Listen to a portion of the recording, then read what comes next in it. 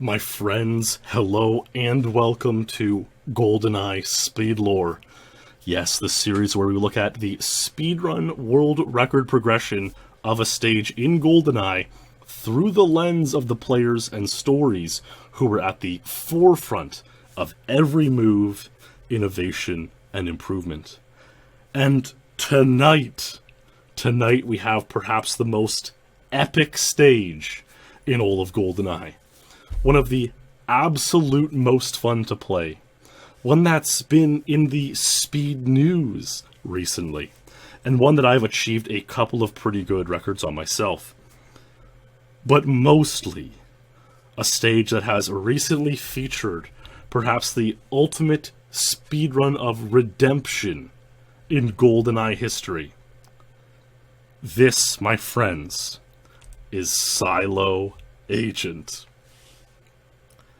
Yes, Silo Agent. It is a really, really crazy stage, and perhaps just to find out why, a great start to the lore is to look at the objectives and watch a very basic run of the stage.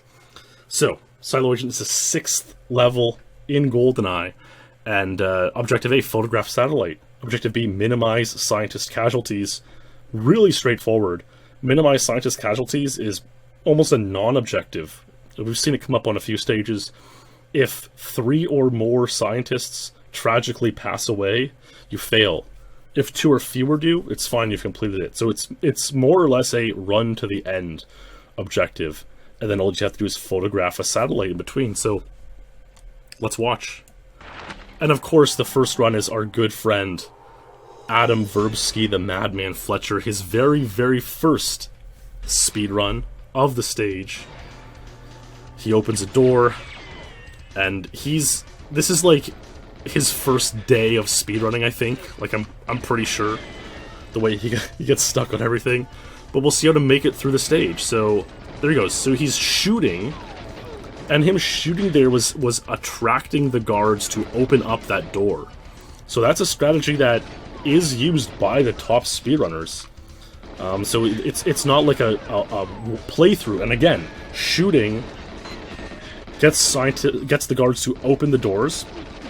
So he's using speedrun strats to a large extent. And hey, getting up the stairs is tricky. Certainly on Double Agent, it's a hard time. So anyone who's new to the game, it's not surprising to see getting stuck there. Now that door, there was no guard to open it, but here we go. He's more shooting, and another guard opened that door right in time. And so we're really seeing here how Silo is played. You run through the level, you shoot to get guards to open doors for you, like he's done many times here. He's coming up to the satellite where he's going to take a picture, complete Objective A, and he's going to keep moving. It's not even really RNG manipulation as much as it's more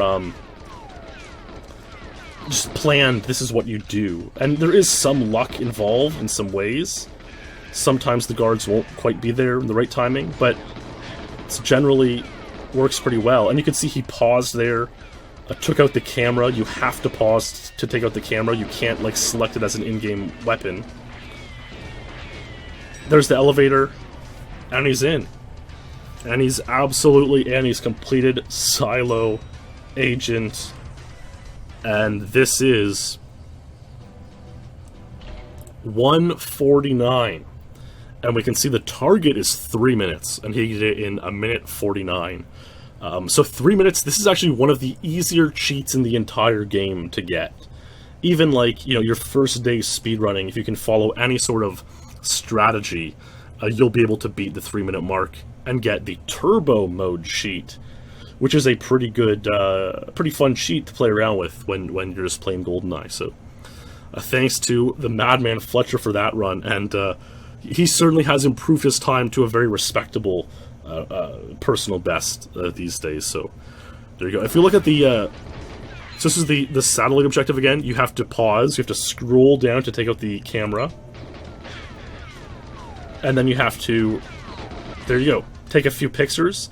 And the picture doesn't have to be exact. It's like, as long as it's sort of in the frame of view, you'll get the Objective A completed there. And that's pretty much it. So there's how to play Silo, and believe me, you're going to see really how to play Silo later on. And these early gentlemen, you know, oftentimes I'll show some of these early runs, and there just weren't too many around. So here's the early world record progression of Silo Agent. We can see Zwarties claimed a 121 in 1998.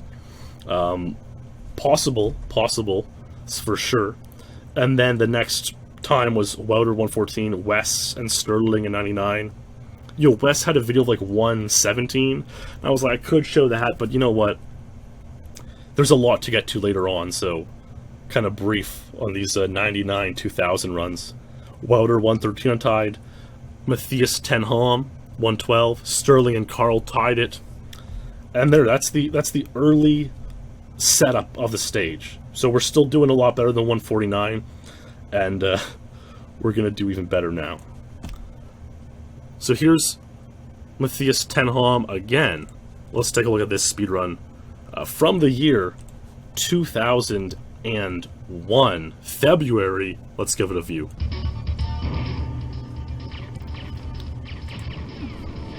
So we're probably going to see more organized run through. So he's shooting guards. He shot a certain amount of times there, shooting about 6 times there, and like at this point, the shots are basically planned.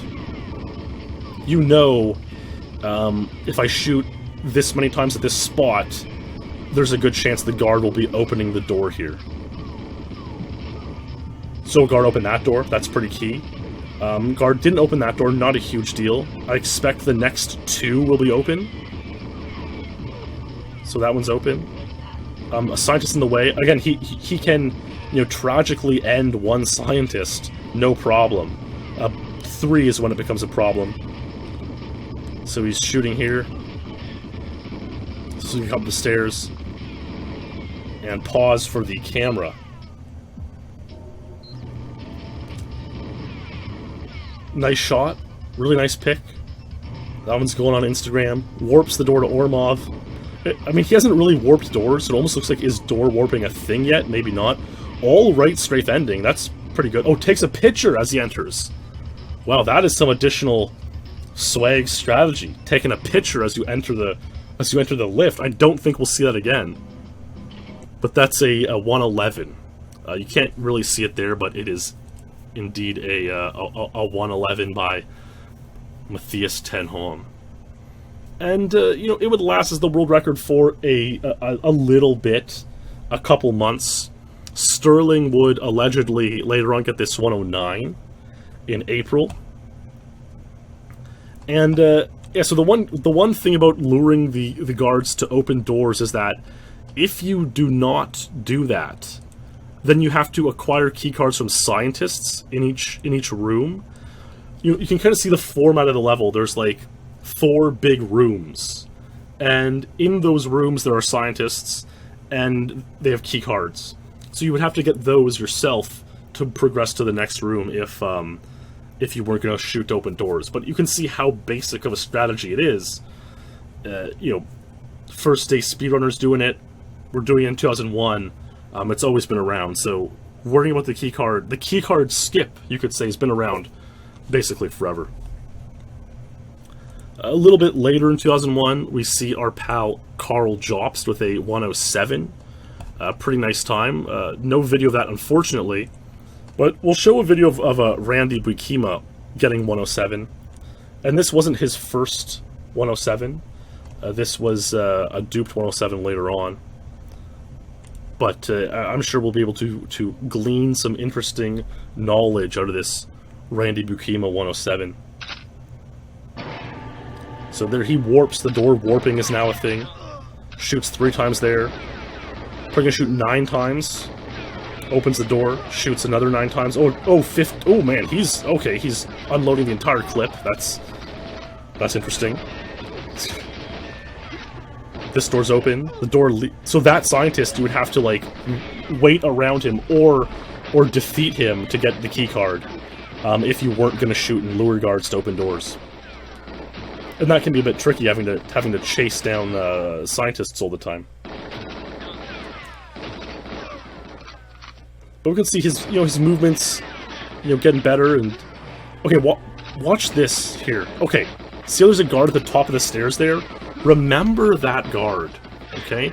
Remember, there's a guard at the top of the stairs, and he's gonna come up a lot. He's sort of a linchpin of the whole level. Oh, some mess up there. I mean, this could have been 106, 105. He really botched the stairs there.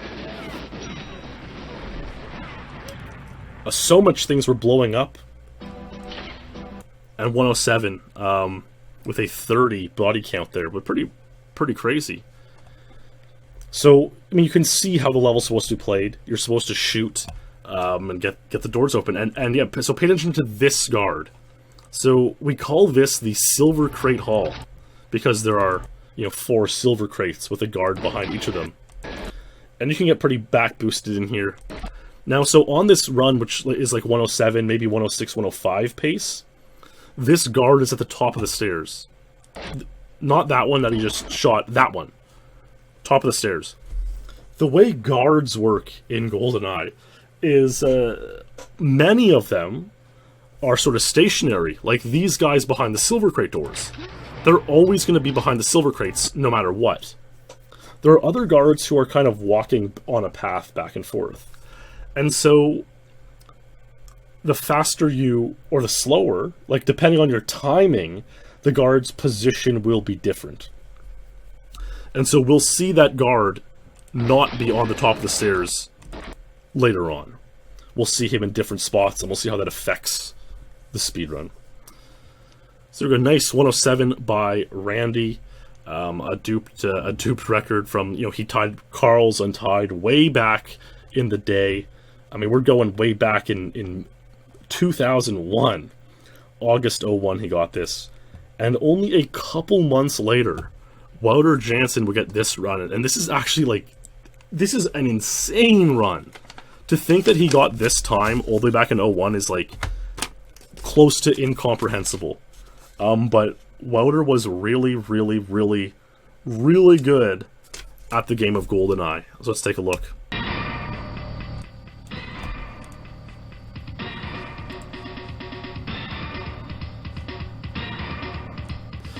And yeah, you want to watch all the cutscenes. The entire, it's about 15 seconds of cutscenes. You want to watch it all, because if you watch all the cutscenes, then this door is open as you're approaching it. And that obviously saves time. And then the rest of the doors kind of line up according to shooting the guards as well.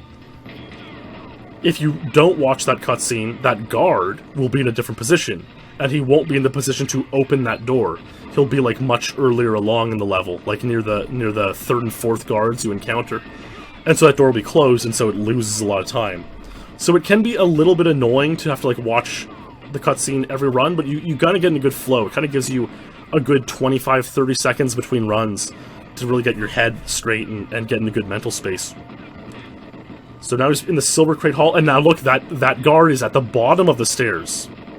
So this is a faster run than Randy's 107 we just watched. Snaps the pick, gets through. Warp that door by shooting, strafing to the end. Fails at warping the door. 106. And even though, like I said, 106 is oh, that's not bad. That 106 is hey, it's a good time, all things considered, and I would say it is. You could still clearly see room for improvement on that 106. I mean, this is a time today that's still worth points on the rankings. But if he warped the door better, maybe it would have been 105. Let me take a look at the past rankings. I'm gonna pull up some. Yeah, we're gonna take a look right here.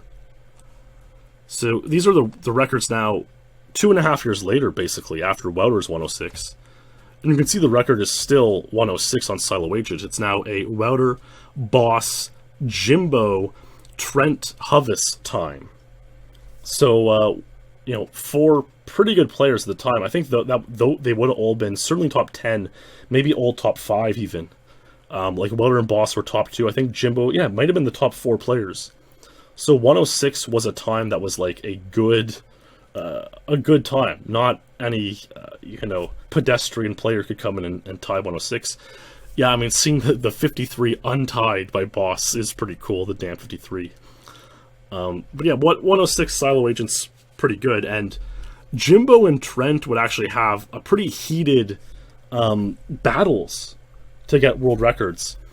They were 3rd and 4th place, they were rivals, they would go after one another, and so they would get in races. And I guess towards the end of 2003, they got in a race for Silo 106.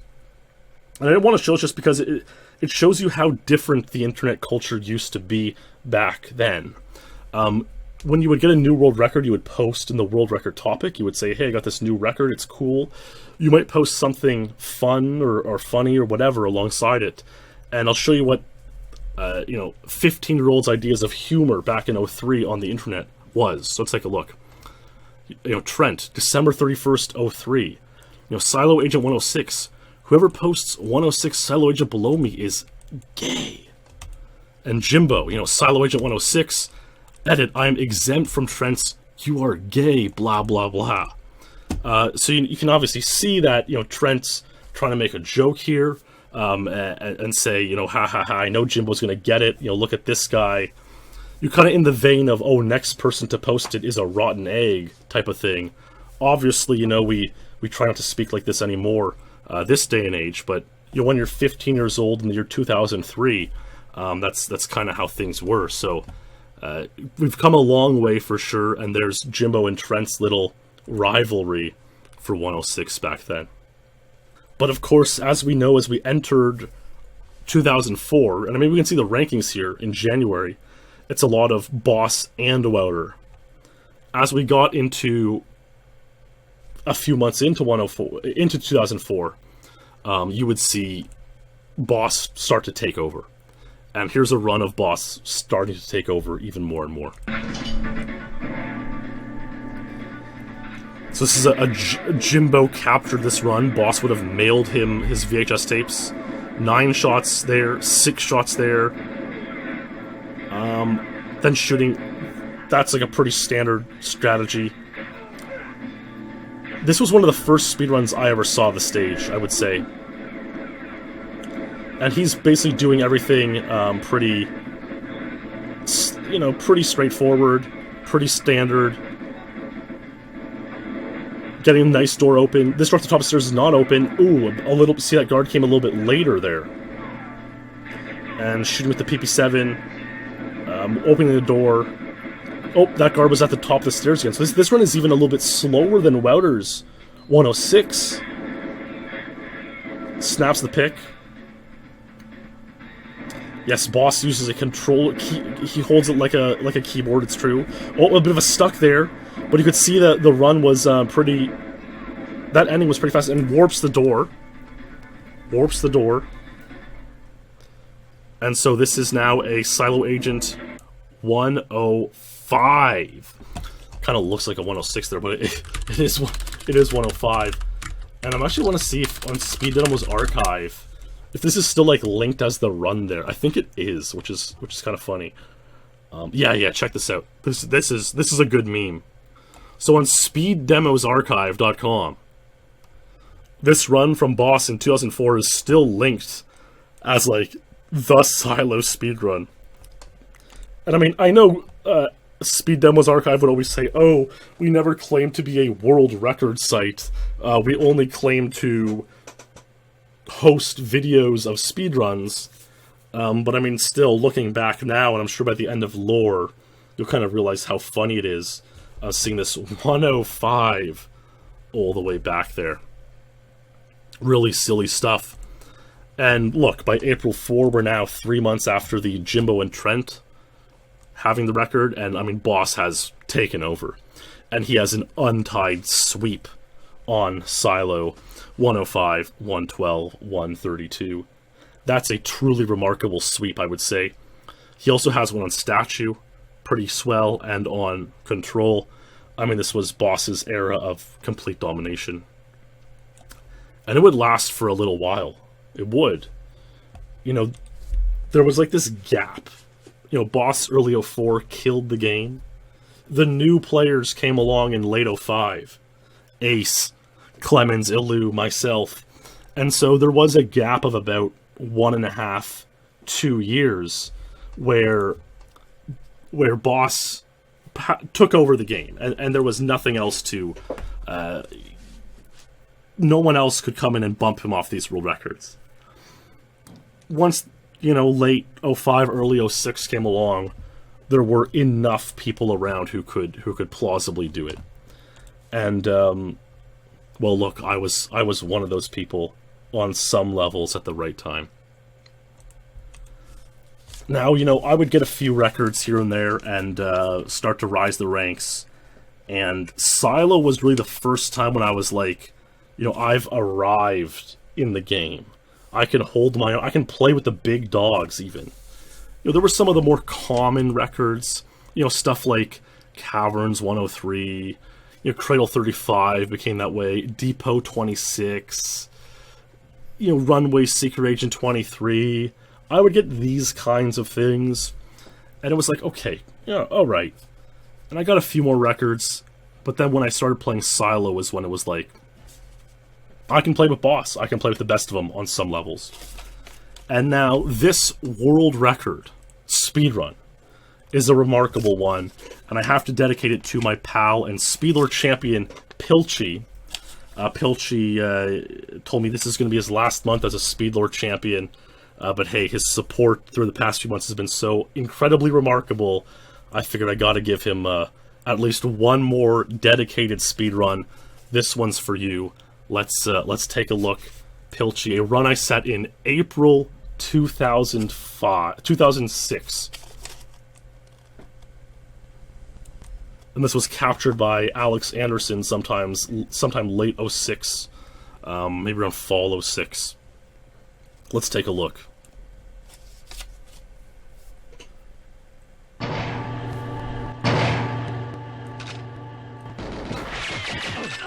Nice shots.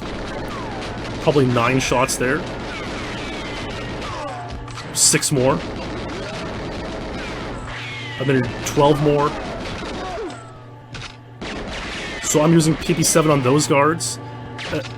PP7 there. Interesting strategy to avoid more guards shooting later. To avoid luring guards later who you don't want to lure yet. Super clean bridge room.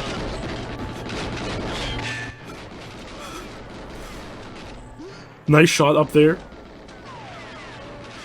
Trying to warp... So now I'm warping this door. This is like a new strategy, basically. No one's warped that door before. But now I'm trying to warp it to gain even more time advantage. A bit of a stuck behind that guard. Ooh, look at that bad stuck. Warp. Nice ending. Pretty solid ending. Shot. Warping in. Ooh, that was a beautiful run.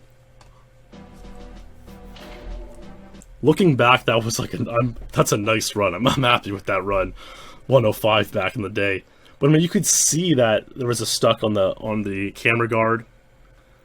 The thing is, back then, those stucks weren't seen as like a huge deal. They were kind of seen as like, oh, it's like, oh, we still got the record. Like we were still not thinking in optimized terms, you know?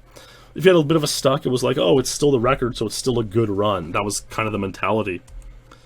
One thing I will show you that's pretty important is this bridge.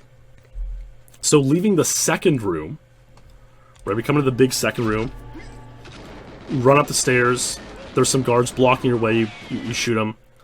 If you shoot 2 or 3 times here, this door will usually be open. This guard is one of these cycling guards who walks back and forth.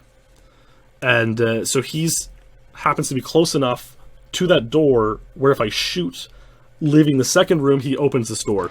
And now there are like 4 guards on this bridge, this catwalk bridge.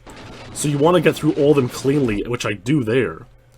Even here, though, there's a guard on the bottom left who is kneeling. I could get stuck on him, but I don't. I may even have headshotted him there.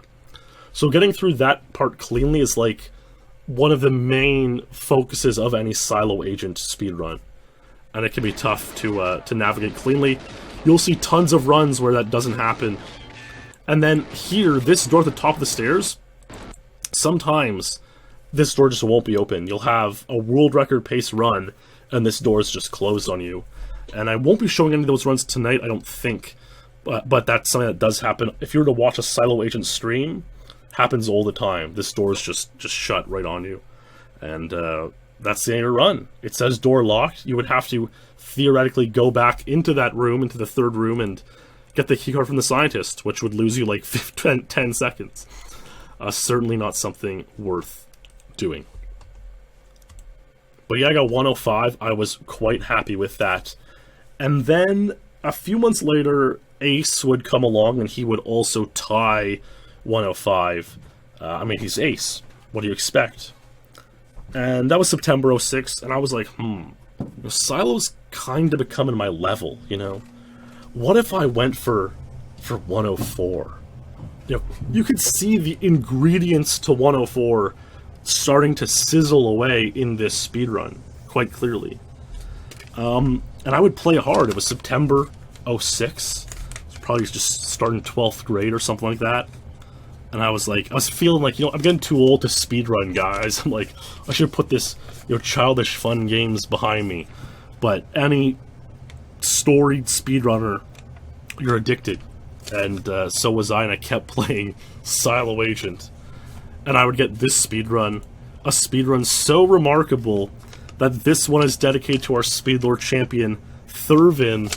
Thanks for supporting SpeedLore on Patreon, Thurvin. Enjoy this run from September 2006. You can see the quality is much worse. This is me using the old, Fujifilm camera with, I think, a, who knows, a 128 megabyte SD card. And the Silo music is dubbed in over, so I skipped the first guard, I warp the door, skip the first guard, shoot 9 times, shoot probably 6 times here. Yep, reload, probably 3 here. Nope, more than 3 there. Okay, and we keep shooting all the way through. And so this is how my videos would look when I would record them, like, first as proof. And then ideally, a little while later, after I'd accumulated a master tape of runs, I would then send it off to Alex Anderson to capture the videos and have a little bit better quality. But this run's pretty nice. You can see all the guards are just kind of melting away. There was one interesting part I'll go back and show. Warp that door, warp this door. That's the first time we've seen anyone warp both those doors cleanly. The guard was on the stairs. Pretty fast run. About as fast as some of the 105s and 106 that we've seen, but much cleaner pause for the camera, warp, and the editing's probably going to be pretty much as clean as it gets. Nice warp, and we're in. And this is indeed a Silo Agent 104, an untied world record, and a truly remarkable speedrun at that. Yeah, one interesting part of this run is, so as we're leaving the second room, I don't know why this, I still don't know why this happened. I'm sure some Silo players would know, but I get the guard to open this door, which is good. I shoot, I clear out 3 of the guards, but this door's locked. This door's closed, rather, not locked, it's closed.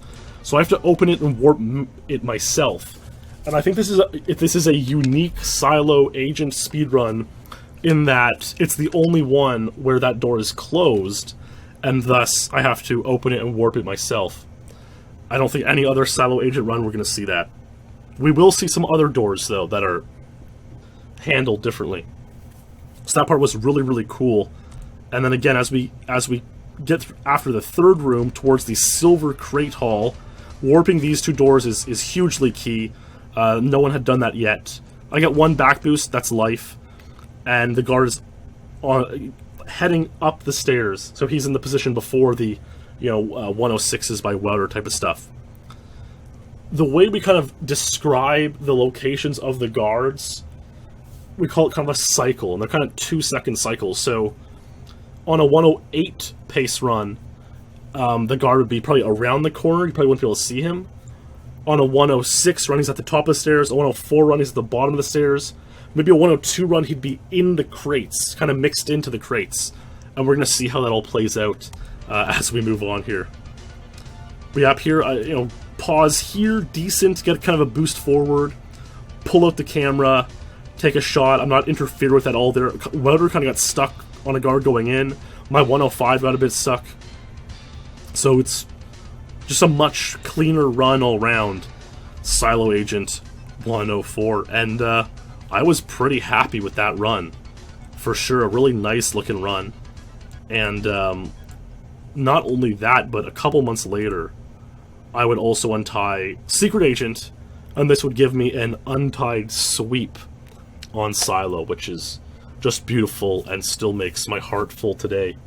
I mean, look at that. Did anyone else have sweeps? Okay, Ace had Train, Boss had Control, Ilu had Aztec. Oh yeah, this might be the moment. It's one of those things where, like, this might be the only point in GoldenEye history when there were 4 different runners with untied sweeps in the game. I think this might have never happened before or since. Like, this is the time in history with 4 unique untied sweeps, which is pretty crazy. Ilu, Ace, Boss, and myself. A pretty cool time, and I mean, it kind of shows you that now we're at a time when there's many more competitors coming in who can get great records. You can see the page is still dotted with some welders, Chervone's there. Look, Jimmy Bauer, Alex Anderson. Good times to be playing GoldenEye, for sure. I think there's a lot of people, a lot of cases to be made to say that 4 untied sweeps will never happen again. This is February 07. No, I mean, I'd be willing to bet you Piaf. It's so unlikely. Like, there are still untied sweeps out there that could happen, but man, it's getting unlikelier and unlikelier as we're getting towards the end game of GoldenEye, and the times are getting more and more optimized. Just a matter of fact. But I mean, look, we're still in an era where Boss is still pretty dominant. Ace and Clem, are coming hard, but Boss is still holding his ground. And so in May 07, he would achieve this remarkable speed run. Let's take a look at it. This one looks like it was captured by Alex Anderson as well. The kind of little bit kind of a shaky footage. That's what he had back then. It was like his signature. Let's see what Boss does. So warps to unarmed, pulls back out the PP7, gets a KF7, shoots 9 times, probably 6 here. Probably will do the full 15 here again. Yep. Wow, 21 even. Then using a KF7 there, so I used a PP7 instead. I think I used the PP7 because I was getting closed doors later, and I wanted to avoid that. So that door kind of opened slow for Boss. That door wasn't as wide open as it's been for the rest of us. And this door almost closed on him. You see he's kind of getting a bit of stucks. So he warps to PP7, shoots twice, warps to KF7. 2 back boosts there. So he pauses a bit earlier, gets boosted forward. I mean, that's obviously a better strategy. Ooh, quite vicious stucks.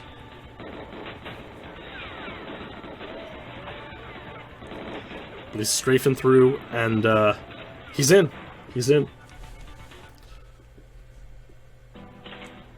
Silo Agent 104, Boss tied my 104. It was a RWBB time. And I remember this 104 quite well. Boss got it, and then I was like, okay, I want to take my record back. Clearly, both of our 104s do have things where, maybe there's room for 103. And a few days after Boss got this 104, I started playing. It was right around the time when my master tape was filling up to mail off to Alex to capture my speedruns. You would basically make... how most people did it is they would have 2 VCRs going. So they would record on one VCR, get a time, then attach it to the other VCR and record just that run, the 2 minutes of that run, on a VHS tape. And then they would rewind it to right after that run, and then record another run that they achieved on the first VCR type of thing. And I didn't do it like that. I was kind of silly. I would like just, let's say I got to run 20 minutes into a session.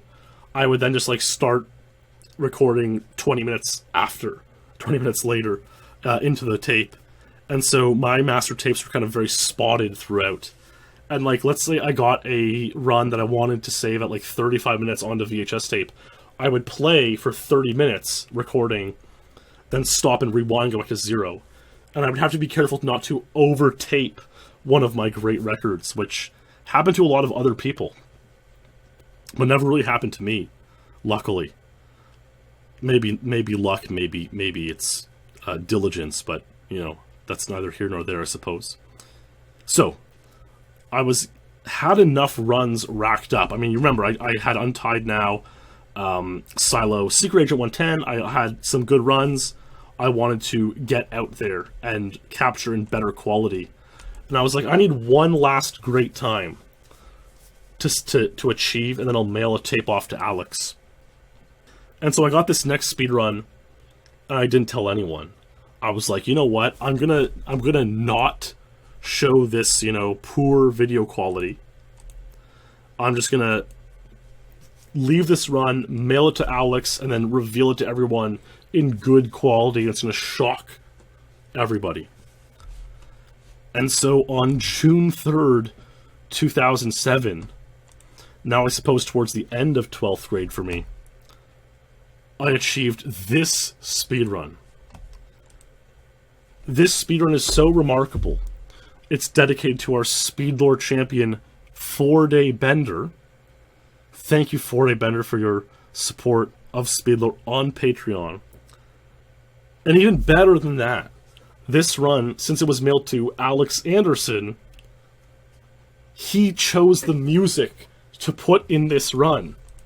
And even better than that, the music does not appear to hit copyright on YouTube. So we can watch this run as captured by Alex Anderson in 2007 with the music selection of his choice, dedicated to 4-Day Bender. Let's take a look, my friends.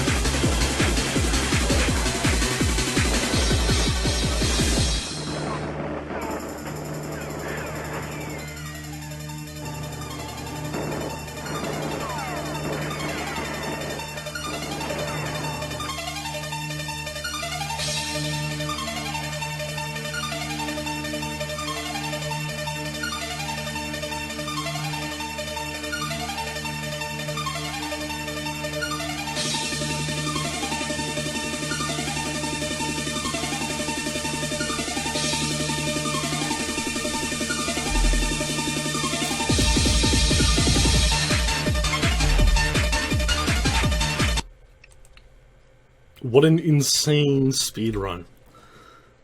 Good times for sure. Wow, I mean, that was really cool. And it was really fun to unveil that speedrun in captured quality when I had to used to. You know, I would unveil my speedruns in poor quality usually before that. So it was cool to get that, mail it right off to Alex, and have him capture it for me.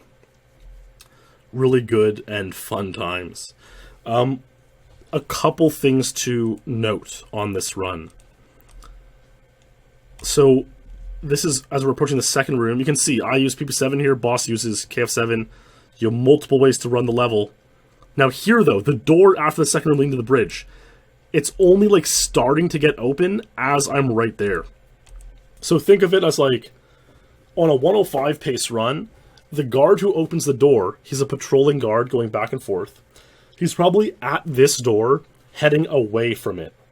And so on 105, he's close to the door. He hears you shooting in the second room. He turns around and opens it. On a 103, you're much faster. So he probably is like further away from the door. He's either walking away from it or walking towards it. In either case, you get there 2 seconds earlier, so he's 2 seconds like away from the door. So he hears you shooting, and then it takes him more time to get to the door. And so the door is not going to be open as much, you see, by the time you get there. Now this might create problems for imagine like trying to go for 102 now. The guard might not even be there to open the door on a 102 pace run. So this is certainly something to keep an eye on as we progress through the night. The rest of the run was just pretty cool. A bit of a back boost, they're not a huge deal. And then the ending of this run is like, at the time I thought it was the best ending on Silo Agent in history. No back boost with the silver crates, that's pretty good. We're gonna find out just how good the ending of this run is a little bit later on. Look at that. Beautiful shot. Look at this. Warp. Shot through him. Like, this is the fastest ending in Silo history. Or so we thought back then. And maybe it still is. 103. Good times. That was beautiful. And that restored my untied sweep for a little while. I had just lowered even Double Agent by a second, so... The first version of the untied sweep I had was 104, 110, 130. This made it 103, 110, 129. Pretty cool. And I had this throughout the summer, 07. I was pretty happy with that. And, but hey, other runners of GoldenEye are pretty damn good as well. And so by November 07, well, you know what? I remember one thing about this run, like before, when in the in-between time, when Boss had got the 104 and it was tied, and I sent the tape to Alex, there was like a weekend before then. In that time, I remember talking to Boss on AIM, and him like suspecting that I had gotten 103. I don't know where he got that suspicion from. I might have said like, I might have like hinted at something. And I was like, oh no, like I didn't get 103 yet. 104 is a great run, man. And he like knew I had 103 somehow. He like knew that I was going to beat the record. I guess he had tried a lot for 104. And it was the first time I kind of had to like, you know, lie in a way that like, oh, I didn't get this, I'm not hoarding this time yet. Like, no way, guys. Haha, wink. Like, how could I possibly be hoarding an amazing world record in GoldenEye? This is crazy. And it's not a comfortable thing to do, to have to lie like that. So, I feel, you know, Boss would find out a week later that I had bopped his record once again. And there we go, 103. But alas, a few months later, he would have his laugh again. He would play Silo Agent. He would get this speedrun. Let's take a look. See, the opening cutscenes are kind of peaceful to watch and see what's up.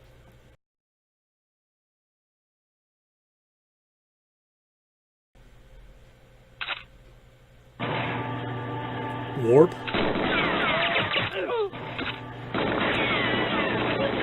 Nine bullets. 6.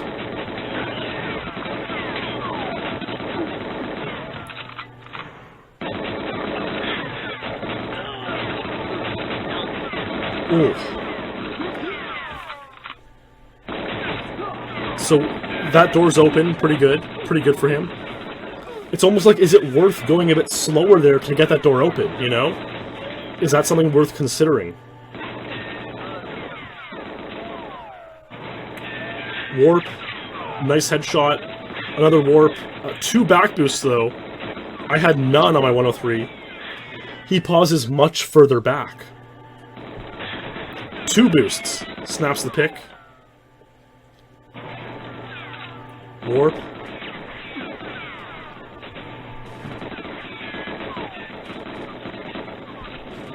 That was a pretty good ending. That was pretty solid. Silo Agent 103. Yeah, really nice run, and I think what he was trying to do, what it looked like, but the end screen doesn't really show it, is he was trying to, I think, eliminate more guards to reduce lag. Like in the second room, he was really focusing on clearing out guards early. Now, we've seen higher, body counts at the end of each level before. See, the 103, my 103 is 28. He only has 25 there. Let's see what my 105 has. 23. His 105, 23. So yeah, I think that's exactly what he noticed, is that he was like, oh wow, Goose's 103 has 28 eliminations. That's a lot. Maybe, getting rid of a lot of guards will reduce lag. And so I think he tried to really reduce lag by shooting a lot of guards there. By yeeting a lot of guards, yeah, we'll say. And he did it successfully, got the 103. A decent run for sure. And you could see, like, a couple things went better than my run. He had the door after the second room was more wide open. But then he got a couple back boosts towards the end.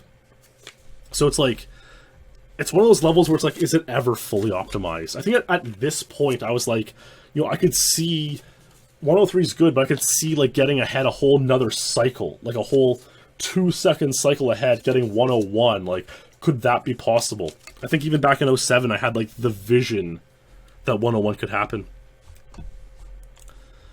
But, hey, we're in 07, 08, and, I mean, who else would come along? Certainly, David Clemens was a very good player, and actually, 2 days after Boss's 103, David Clemens would play Silo Agent, and he would get this speedrun.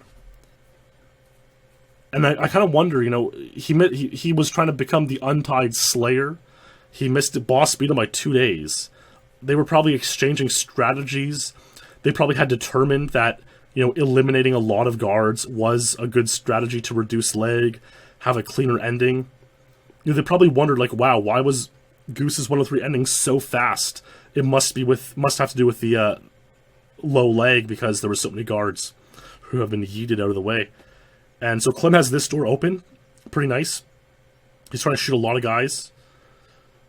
And coming up here, at least took out 2-3. I mean, this is good. I wonder how many bodies he's going to have here. Warping the door. See many back boosts. None. And he's pausing about halfway down the hall. Gets a boost forward. And see, they're doing it different. They're kind of going on the left side for the pause. I was kind of deeper on the right side of the hall there. Ooh, a bit of a stuck behind Ormov. That's not good. And warps in the door.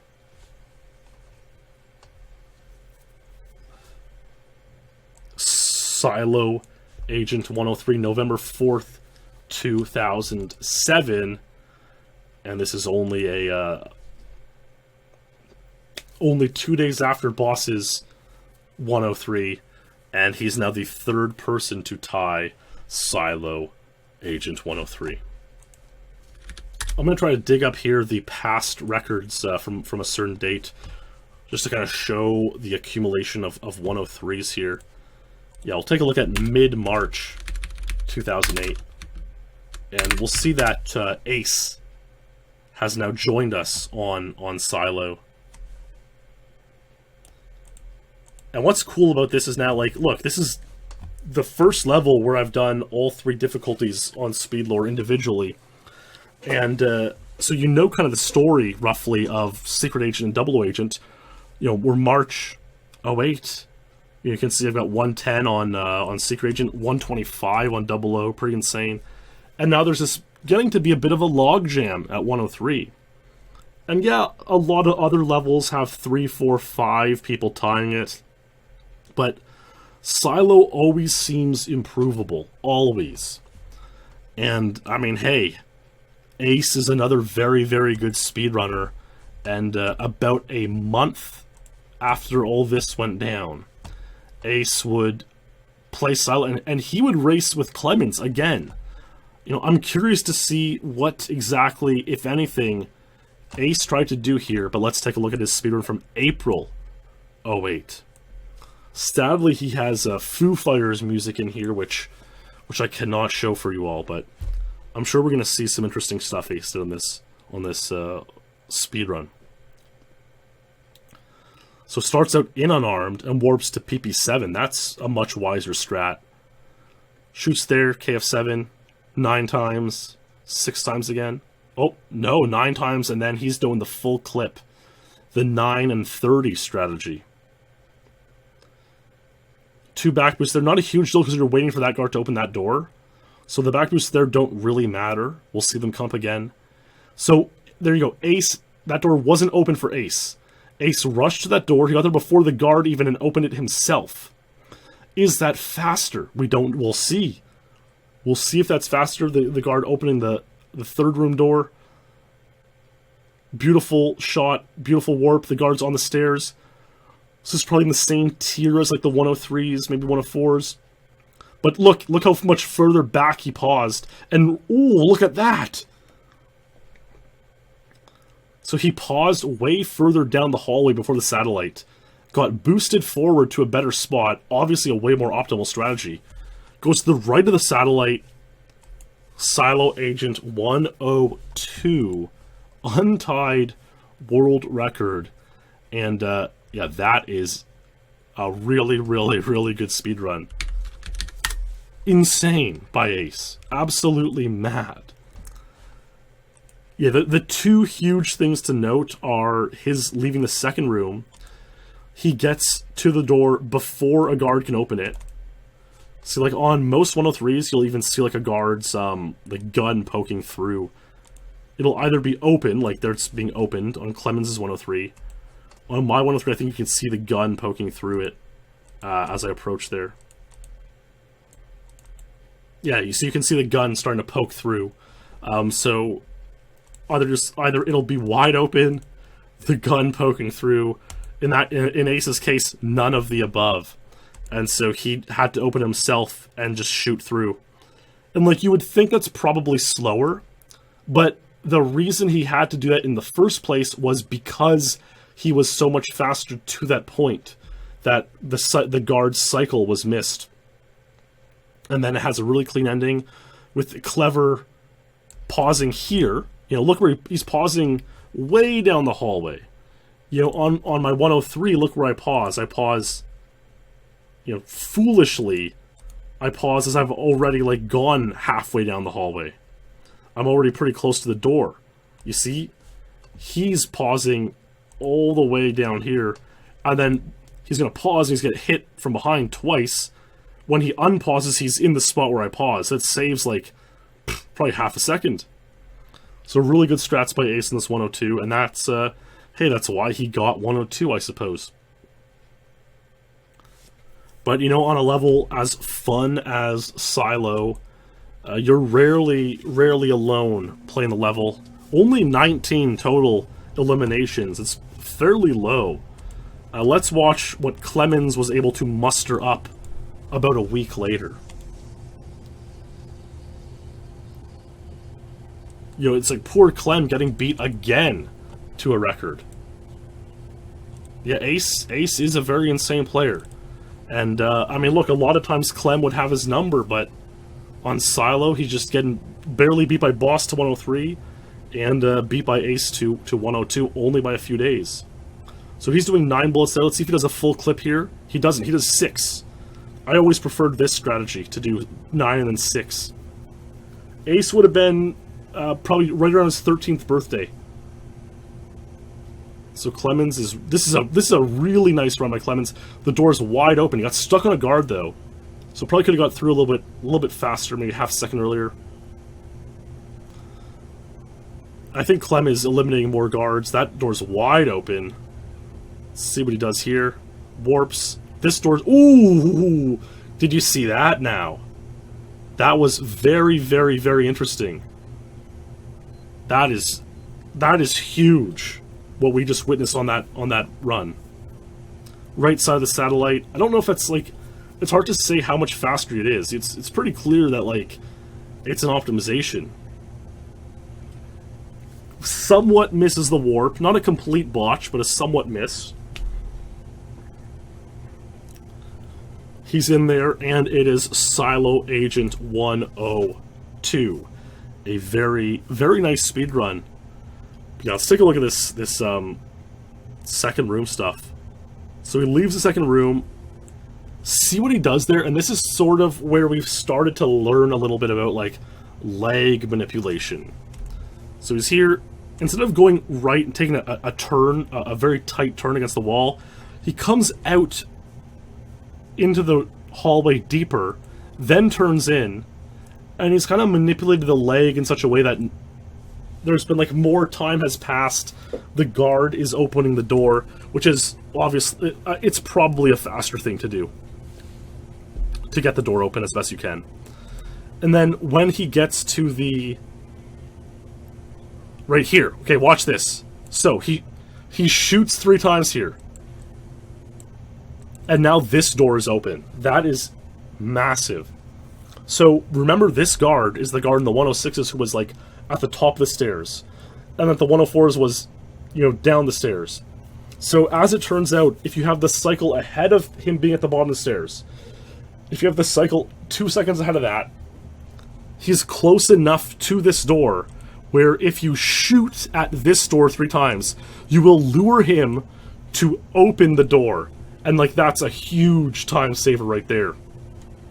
And that's probably how Clemens was able to get the 102, you know, despite having a bit of a missed warp and not a fully optimal ending. And now that's like the but the thing is, you're only going to get that guard to open the door if you have a run fast enough to do it in the first place. A 102 or better paced run. We call that door open pace, you know, fittingly enough. Clem has a lot more eliminations there, 25, and that's going to be the way to play Silo, I imagine, going ahead. Alright, the next thing I'm going to show is pretty cool. I have a special SpeedLore champion this episode. He made me a couple of really cool intros for SpeedLore. I don't exactly know how I'm going to use them, but this is the perfect dark one. It's really cool. I just want to show you this. Look how cool, look at this.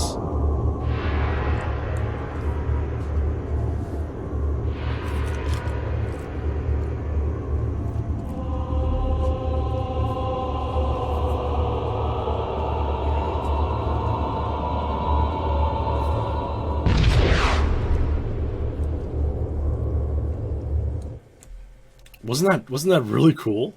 And there's one for GoldenEye too, but I couldn't get that below on YouTube before the show tonight. I mean, that one's, I think, is cooler anyway. So yeah, that was really cool. And I told him, hey, you know, you're a SpeedLore champion tonight for making me these cool intros.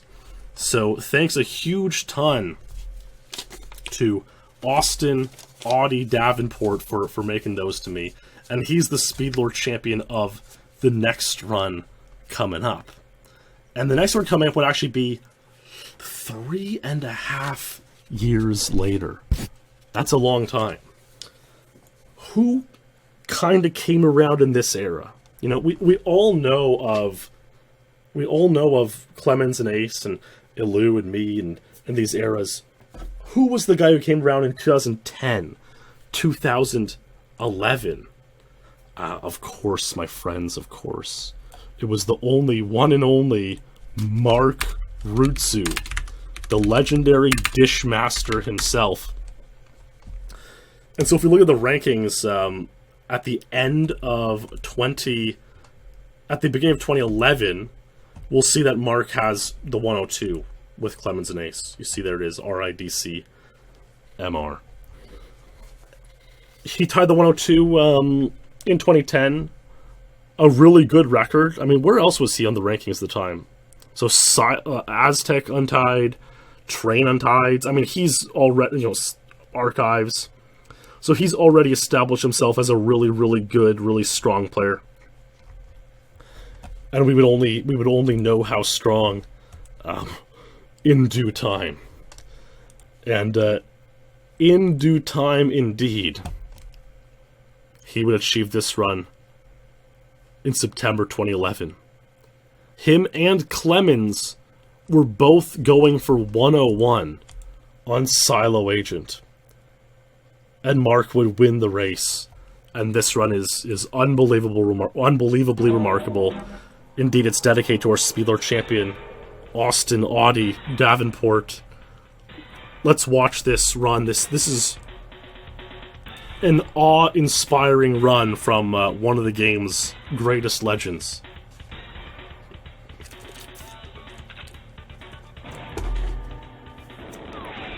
Warping to unarmed, PB7. I expect he's going to do the 9 and 6. Yeah, that's kind of standard. Seeing more than 9 and 6 seems like it's not the best way to do it. He takes out all 3 of those guards. Look at all these guards he's hitting.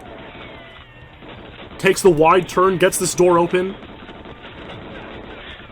Boost, gets a boost. A micro stuck. That door's open. This door's wide open. He's through. Shoot 3 times. He's got the open door pace. Oh, look how... Do you see how quickly he squeezed through there? Injures that guard. Pauses. Forward boost. Snaps the pick. Left side of the satellite.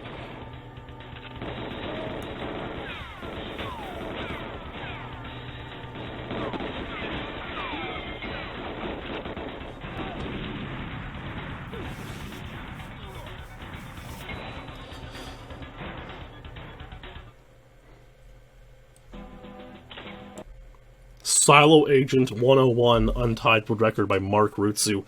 28 total eliminations. That was an insane run.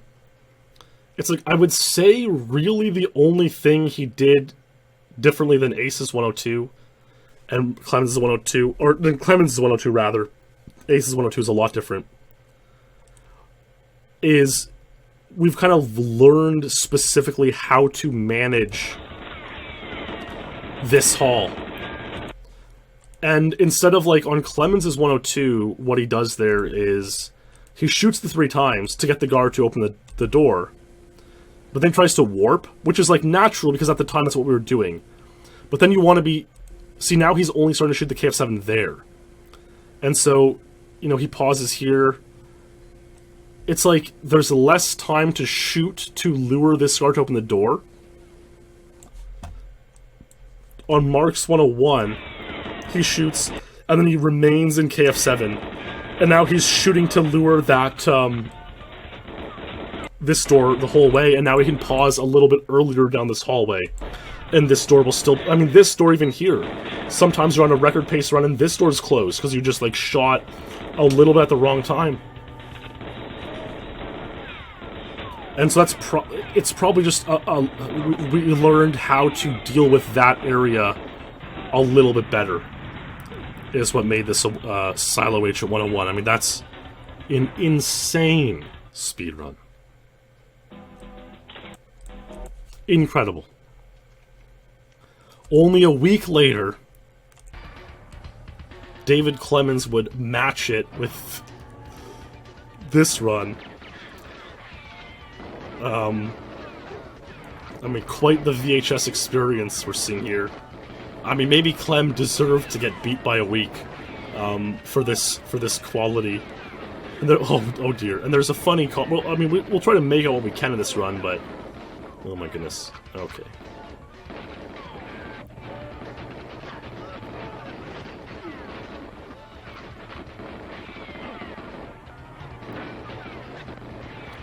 Looks pretty similar. Oh, 3 guards there, pretty insane.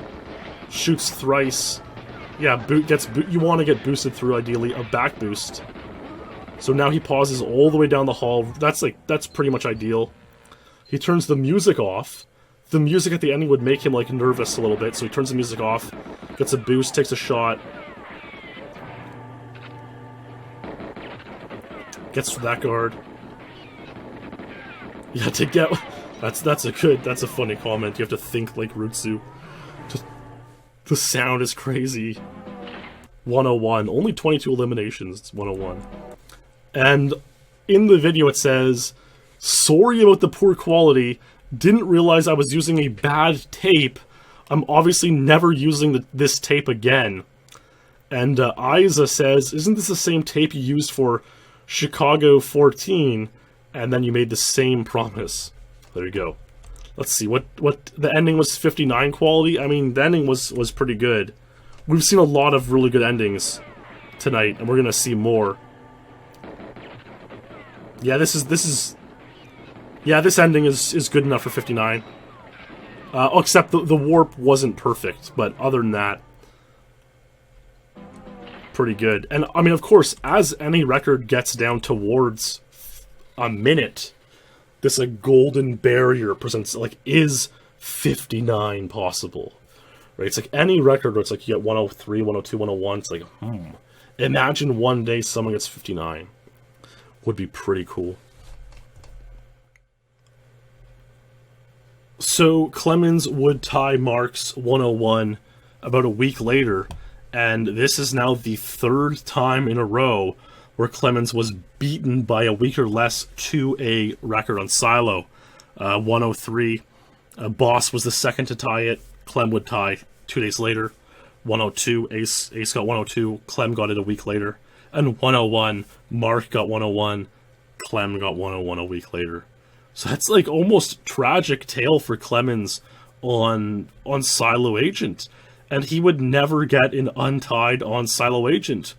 I mean, it's hard to feel too bad for him because he's, has so many other insane world records and untieds throughout his career. But Silo Agent, he would always be the bridesmaid and then never the bride. But hey, I mean, still, he got the 101, a really, really strong record. And that record would remain a MRDC tie, a Rützou Clemens tie, for well over a year. And then who would join the party? Well, the party would be joined, of course, at the end of 2012 by Perfect Ace. Still keen to play GoldenEye. Yeah, I mean, if you find this legendary 103 dupe, by all means, get it up there. If we can find this, I believe it. It sounds pretty crazy.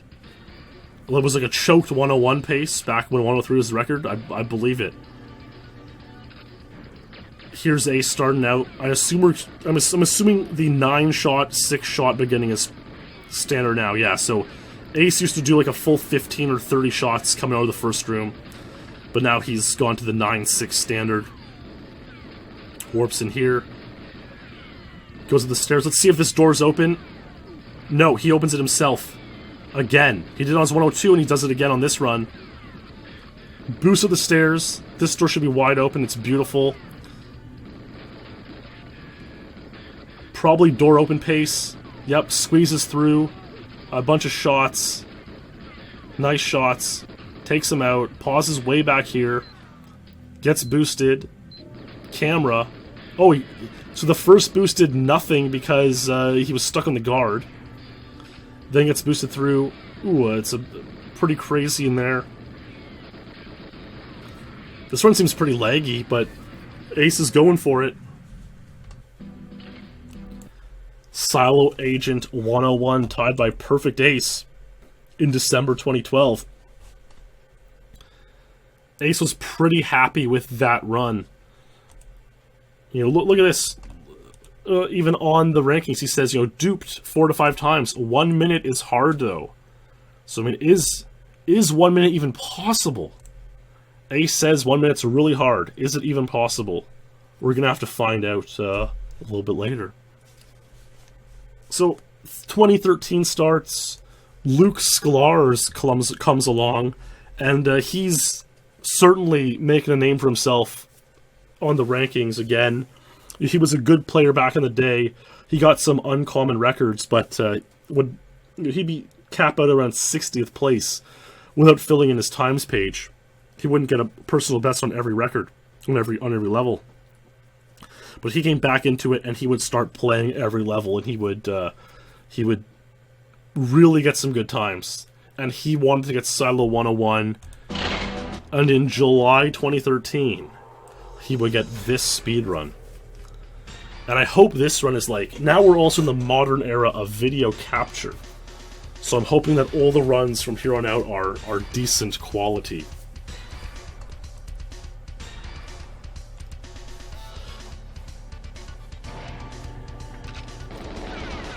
Luke always plays, you know, very intelligently, very diligently, very purposefully, you know? So everything here is probably well thought out, well planned. Somehow didn't eliminate that guard pretty wild. Tanked the shots to the hands. But he makes his way up here. Let's see if this door's open. It is. Gets through very, very cleanly. The bridge is a lot harder to navigate on Secret and Double Agent when guards have a lot more health. A bit of a stuck on the wall there.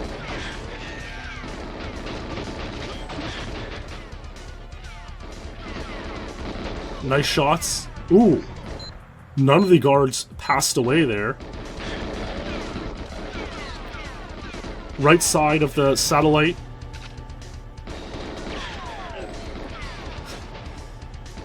Pretty smooth end. Pretty nice end. Wow, and he's in. And he's in. And this is Silo Agent 101 by Luke Scalars. And Luke, what does he say about it? Hardest I've ever fought for a world record or personal record. And that's pretty shocking that this 101... I mean, Luke is the champion of the game. And this 101 is the hardest he's ever had to fight for a record. I mean, at that time. But still. It shows you how good 101 really is. And I kind of wish there was more to Luke on the stage. He's, you know, has a very storied history with the level, but there's not too many like failed runs or close calls or whatnot. He did make this really good tutorial though, and we're gonna watch. It's 24 minutes long. He dissects every single moment of the stage, every single moment. And we're going to watch him talk for about half a minute here about the time of the pause for the camera. So I tried my best to kill them, but I only killed one and injured one. But it was okay. So I killed that guard to the right, and I injured this guard. And pause. And you'll pause, try and pause at the music change. Okay, I've got to go back here. I'm also just going to go back to this, because... There, when the music changes there, that's when you want to pause. Okay. Now your watch, if it's about here, so this is 102 on the watch, and that's just good enough for 101 pace with a great ending.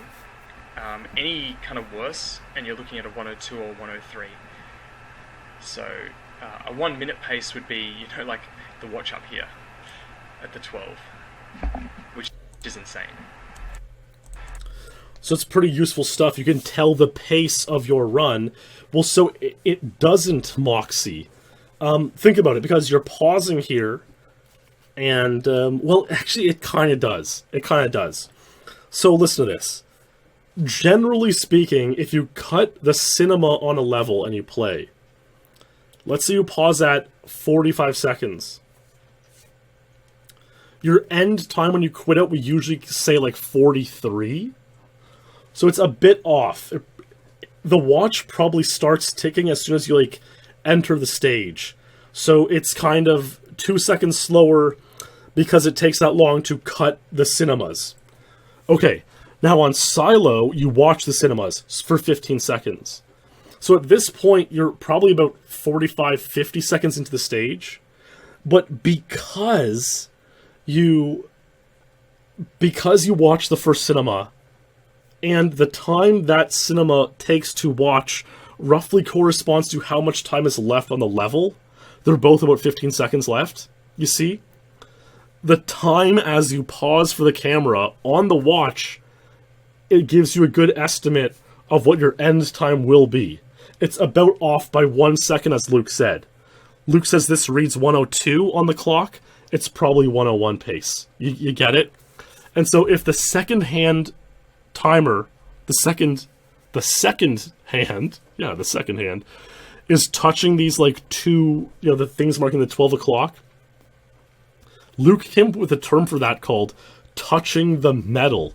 I guess he saw these two here, I'll show the mouse. These two things, you know, up here, he you know, saw as metal.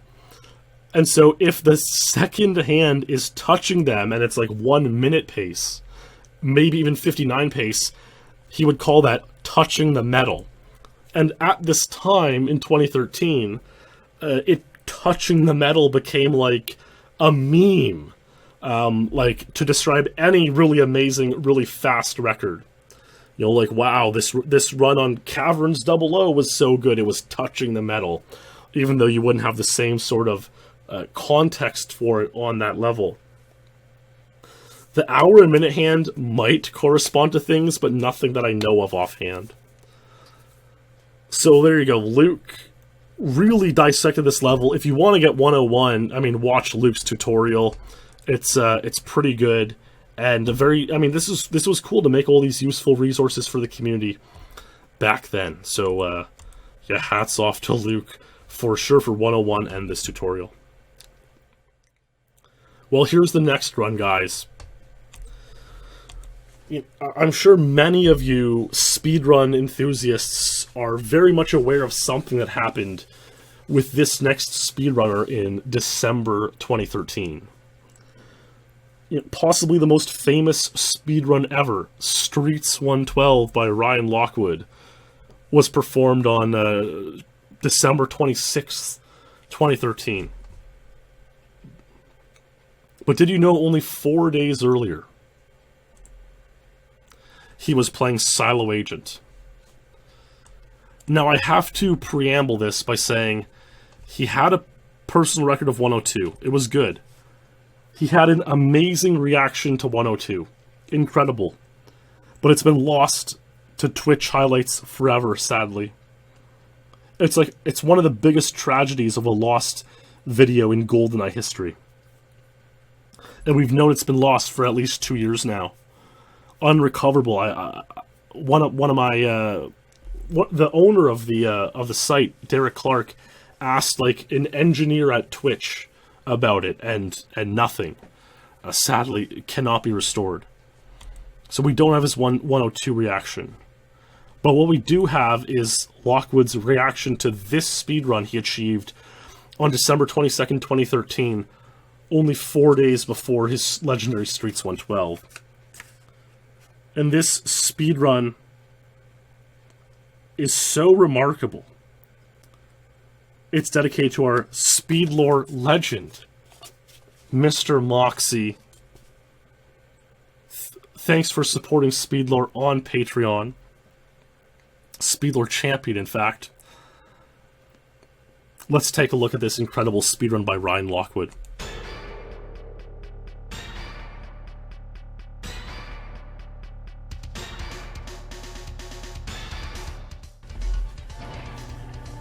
Nice warp. Actually, not a nice warp at all. Ah, there you go. It was a botched run. Now he's gonna restart the run here. Okay. Yep, the classic fake out. We've been jebaited, that's for sure.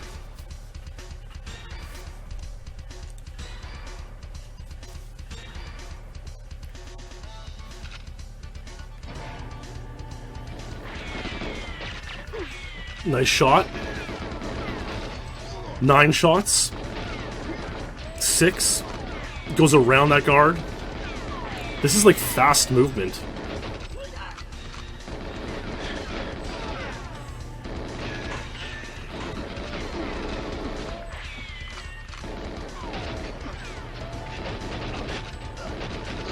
Gets through there. That door was open, right? I forgot to look for it. Gets up here. Is it door open pace? Yup. No shooting there. This is new tech. New tech. 6 shots there. Turns the music down just like Clemens.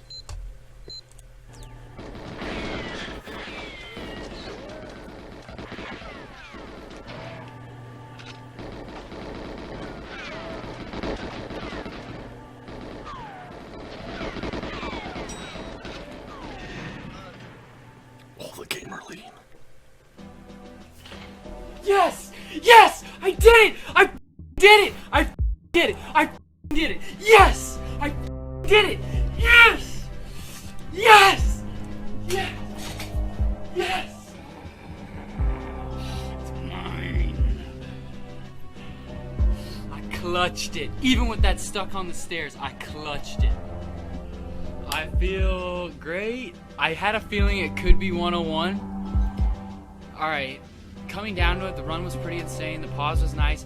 I did notice as I was pausing that both the guards missed me that were in front of me. And I was like, okay. They both missed me, so I have a chance to be back boosted. And I saw the satellite guard come out perfectly. And I went on the inside of him instead on the outside because I saw where he ran. And I said, this could be it, dude. I said, this could be it. And I did it. But then I saw the stuck on the stairs, and it kind of made me skeptical. But I YOLO'd it, and I just took it to the house, baby. I took it to the house. Wow, there you go. Silo Agent 101 by Lockwood. Yeah, I mean, the real tragedy there is that the 102 reaction was lost to time, because this 102 reaction was even better. I think he was a bit more reserved there. I think his house was kind of full and it was late at night type of thing. Oh, whereas this 102, he just completely let loose, and it was shocking. It was unbelievable. And Lockwood had a long and storied grind on this level, because again, right, like, let's take a look at the rankings around this time. I mean, Lockwood's been known to do this, but like, we're talking a record that is, you know, Rützou, Ace, Clemens, you know, Luke the champion, and Lockwood, right? So like, he's, you know, hitting well above his weight class here to get Silo 101 with these speedrun legends right in there. But I mean, Lockwood does that. You know, every now and then, Lockwood's like, I'm going to get this insane record. And that's the way he is and the way he plays the game. Amazing world record, and good times in GoldenEye history, that's for sure. And it's kind of hard to believe, it's so, like, unknown that was only 4 days before the Streets 112 reaction. But it was. So it was a hell of a week for Lockwood there, getting Silo 101, and then Streets 112 not too long after that. But hey, 2013 would tick into 2014. It would, and 2014, I would kind of come around and play some of the best GoldenEye of my life. And even though in here, I mean, look, on these rankings, you know, my initials are a bit lacking. Yeah, I got a Silo 109, I got some Streets times here, Archives 54s, but I mean, look, I'm kind of slacking off, and I was like, man, what if I returned to Silo Agent to come back to form and hit a legendary speedrun? And so in June of that year, for one reason or another, I had just wrapped up playing a lot of Mario 64. I suppose I decided, you know what, why not go for Silo Agent 101? Could I even do it? At this point, I'm still playing with 1.1 control style. It's such a huge disadvantage. What am I even thinking going for this time? But I went for it. On screen here, it says that this run is dedicated to Bulls Leet. Bulls Leet is a legend, and this run is always dedicated to him. He just subbed in here for 62 months. Unbelievable amount of time to be subscribed to my Twitch channel. But tonight, during the SpeedLore, this run is also dedicated to our SpeedLore champion, Corey Meyer. Thanks for supporting SpeedLore on Patreon. What an absolute madman and legend. All of you, the lot of you, this run's for Corey. And let's take a look. And look at this. PB 102, World Record 101 by DCLSMRRIRL. Goal 101, World Record.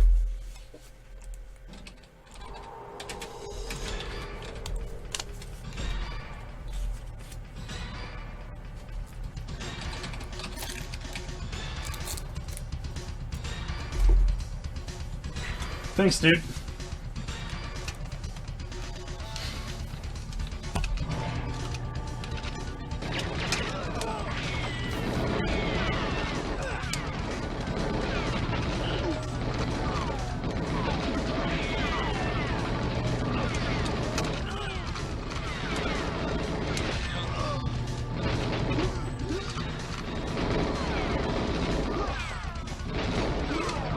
Door not open. That's really big.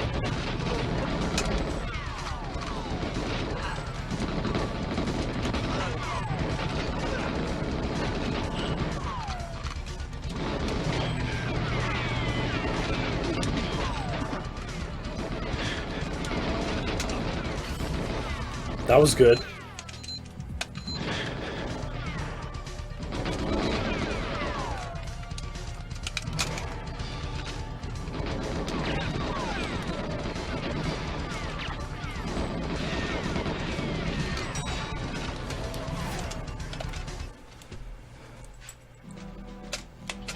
Yeah, baby! Yeah, baby! Yeah, baby! Yes! Yes! Yes! That's what I'm talking about! Yes! Holy, dude. That was so insane. Oh my god. Dude. That was Tipsy's first run. Oh my god. That was so crazy. And if I'm honest, I botched that run. The ending was slow. With a really solid ending, that could have been 1 minute. Like, the pause was almost touching the metal. That's what we call it when the second hand is like barely... There's 2 pieces on Bond's watch at the 12 o'clock mark. And if the second hand is touching one of those, we call it touching the metal. And that run was almost touching the metal.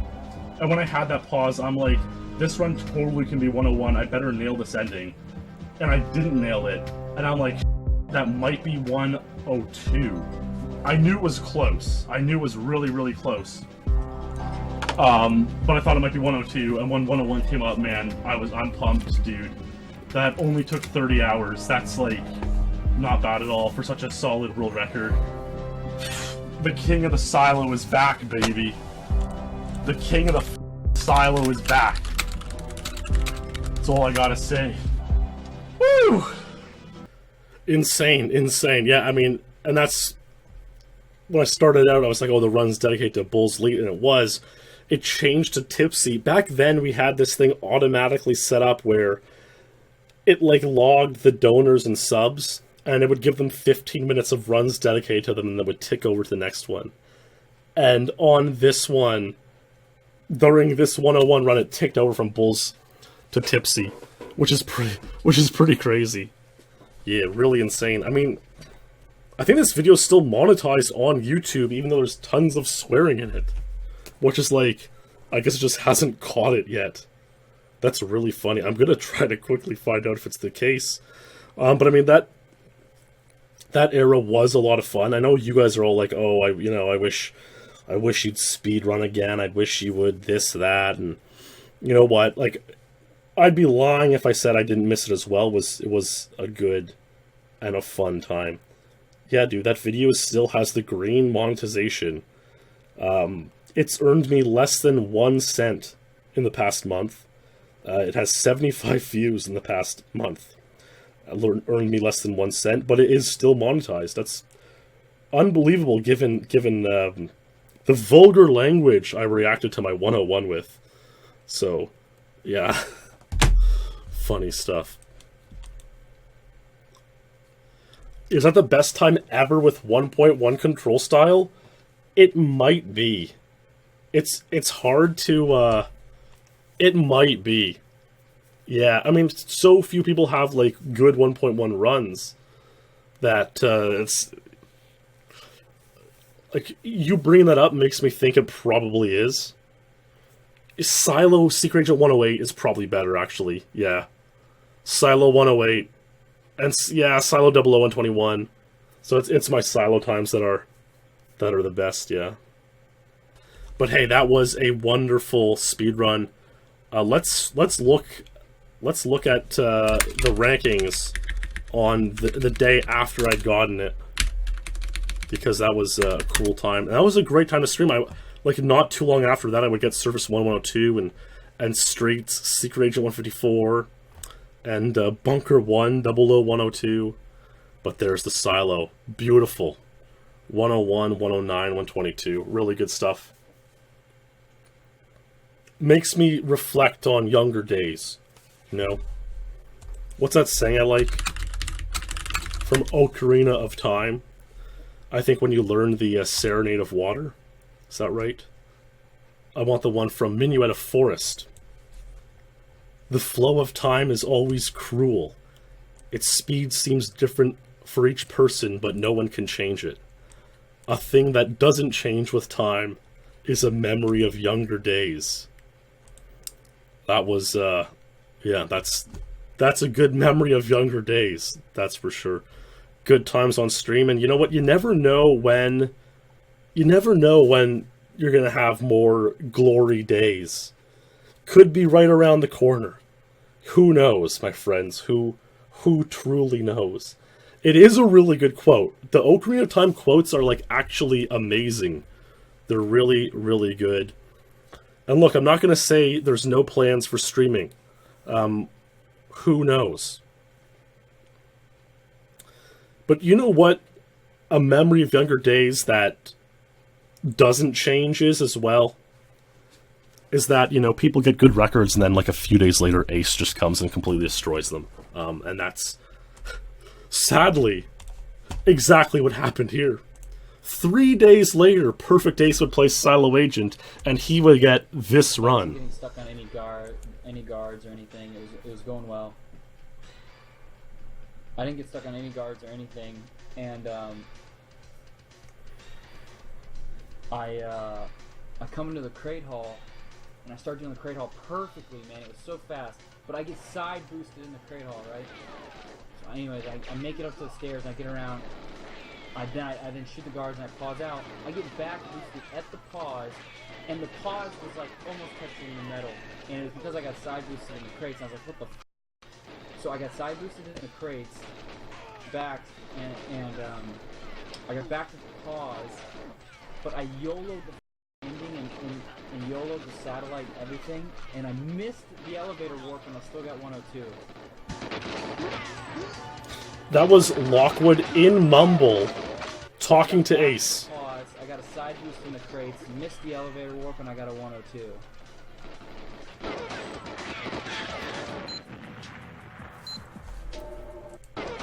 Is this touching the metal?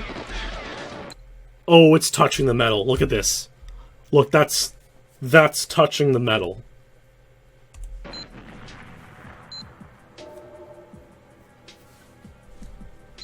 Ace is nervous, taking time to unpause.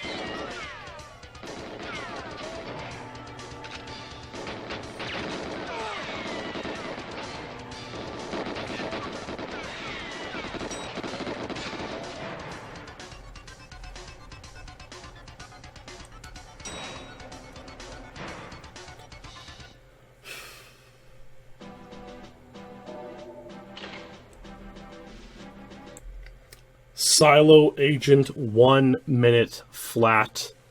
Amazing. Amazing. Yeah, the ending didn't look like perfect like my 103, for example, or some of the more insane endings we've seen. Only 22 eliminations. Not that many. It's hard to say. I mean, the run itself was perfect, so yeah, it's just not didn't matter too much. Like, maybe the ending was half a second slower compared to the best ever. But it does still make you wonder, right? Because there were still... Like, Ace obviously went for 1 minute because he saw my 101 and other people's 101s at the time. Like, he was going for 1 minute as I was going for 101. He knew 1 minute was possible based on errors and what I'd seen. And so I think we could all look at this 1 minute and think, like, like, maybe with absolute perfection, maybe with even a better ending, maybe 59 is possible. Maybe. It might be a pipe dream. Maybe it's possible. Now, a few people would get 1 minute over the next few years. Here's Ace's 1 minute on the rankings. You know, yeah, baby, I did it. Super pumped that he got 1 minute. He would later duplicate it with the Japanese version earlier this year, but not get 59. We're going to watch now the all the 1 minutes ever achieved in GoldenEye. Lockwood would try for 1 minute a little bit, and just unfortunately never managed to clutch out the 1 minute run. 4 other men would clutch it out over the next 5 years. And we're going to watch these runs right now. This is Mark Rützou. And this is 3 months after Ace got 1 minute. This is in October 2014.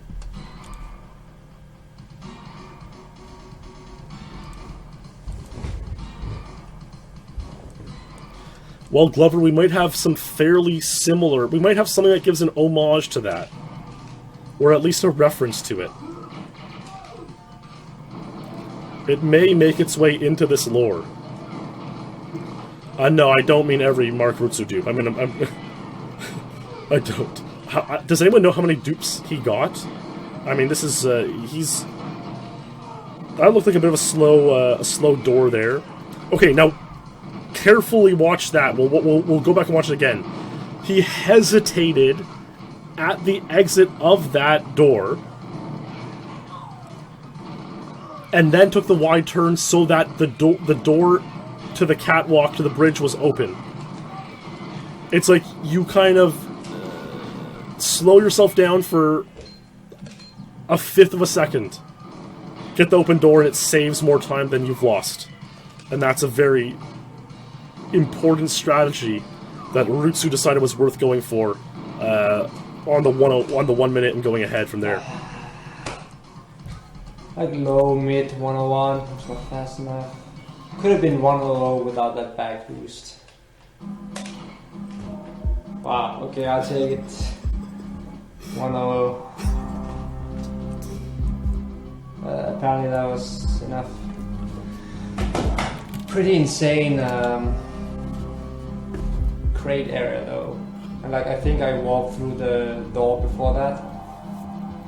Like I just turned a 101 pace into a 100 pace. That was insane. Wow. Alright, nice.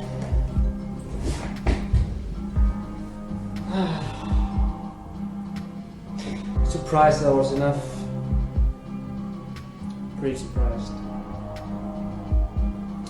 Like my 100 fail must have been like a mid 100, and this is a very high one.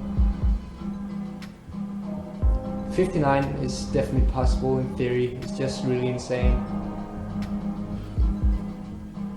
You could get it though, you could get it. I don't know if I believe him. Saying this back in October 2014, 59 is possible. I don't know about that, man. That sounds pretty crazy. Let's watch his second room again here. So he's going to come in, and we'll see him hesitate up the stairs right there. You see, he kind of waits and takes the wide turn. Now this door's wide open for him. And so he decided and determined correctly that that is a much faster way to play the level, have the door wide open. It gets right through, squeezes right through that crack. We've seen some people not get through as cleanly with the door open pace. And I mean, that's why it was enough for 1 minute, I would say. I want to see how Ace does the second room there.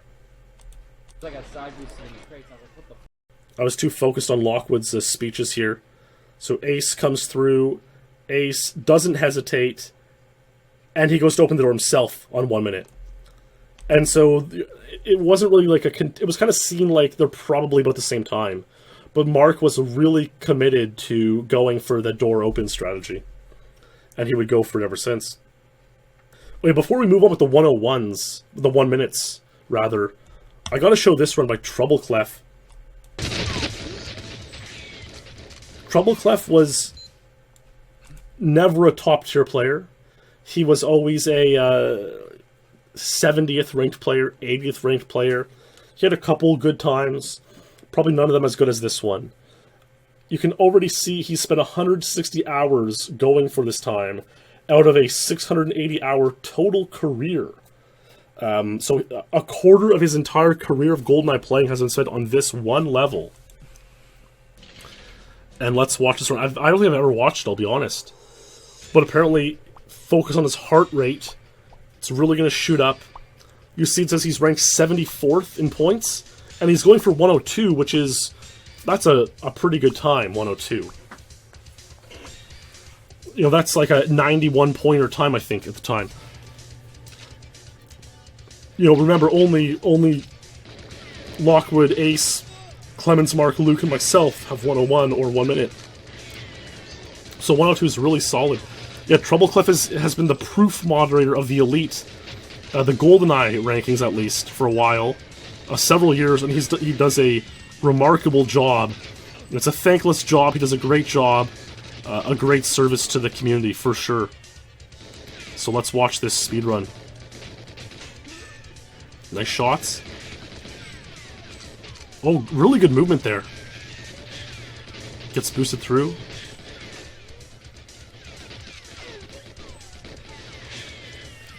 That's almost touching the metal. Look at his heart rate, 112. Heart rate's going up, gets a back boost. That was smooth enough. 122, 124. Stuck. The rolling guard. Missed warp. Yes! 102.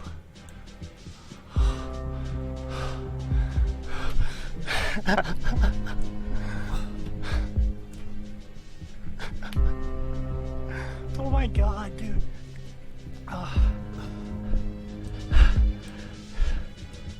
Oh my god, dude. The shakes. Oh my god. I mean, he would have been like 22 years old at the time, so getting his heart rate up to like 180 is no problem, right? Like, you're fine. You're fine at 180 when you're that age, so not a huge deal. Yeah, I mean, it was like 101, maybe even 1 minute pace. Had errors at the ending, but still he got 102, and he was pretty happy with it. And yeah, there you go. A really nice run, and good job, Troubleclef. He would go for 101, I think, a little bit after this, but just never quite made it, sadly. So the 102, he will be remembered for that 102. Look at this, you know, 160 hours invested, longest grind of my career thus far. Clear 101 pace to the pause, maybe 100 pace. Good run up to the Ormov catwalk, got stuck. Heart rate PR, 175. That's his personal record heart rate. I mean, he's in good shape, Troubleclef. His heart rate is, you know, down to like a resting heart rate of like 50, 55. He's in really, really solid shape. Worth 91 points when achieved, and it's still worth 88 today. So that shows you how hard it is to get 101s or better. Well, back to another 1 minute run. This one was achieved in 2016 for the Kapap 2 Horde video by Luke Sklars. So he would achieve this and then not reveal it to the world until a few months later. And unfortunately, I still haven't watched Kapap 1 or Kapap 2. I hate to admit it. I know Jono's going to get mad at me for that, but it's the truth. And so Luke is killing both guards at the beginning. That's the first time we've seen that tonight. That's kind of like a new... Like, I'm pretty sure when I was going for 101, that was a thing. That was a thing that was...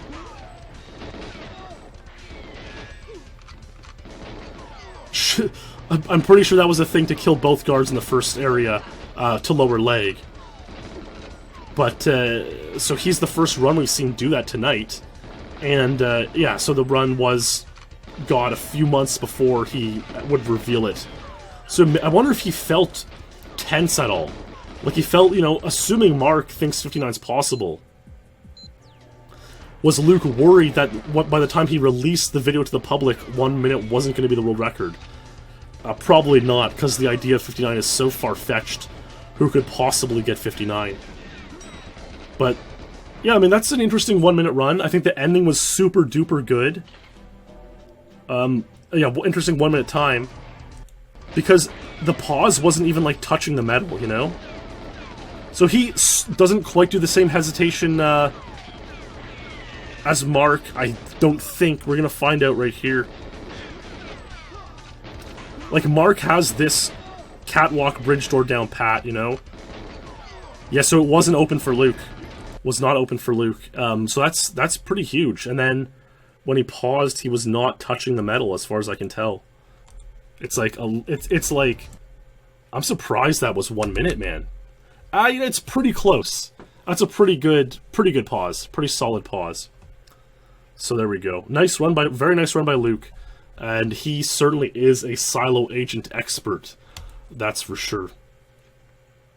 May 2016, here we got this. Oh, yeah, now, okay, you know what? I got so engrossed in lore. We're already 2 hours deep. I almost forgot about this next series of events.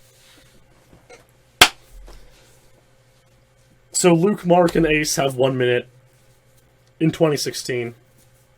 2017 comes around. I mean, we might have half an hour left of this lore, guys. This is a bit much.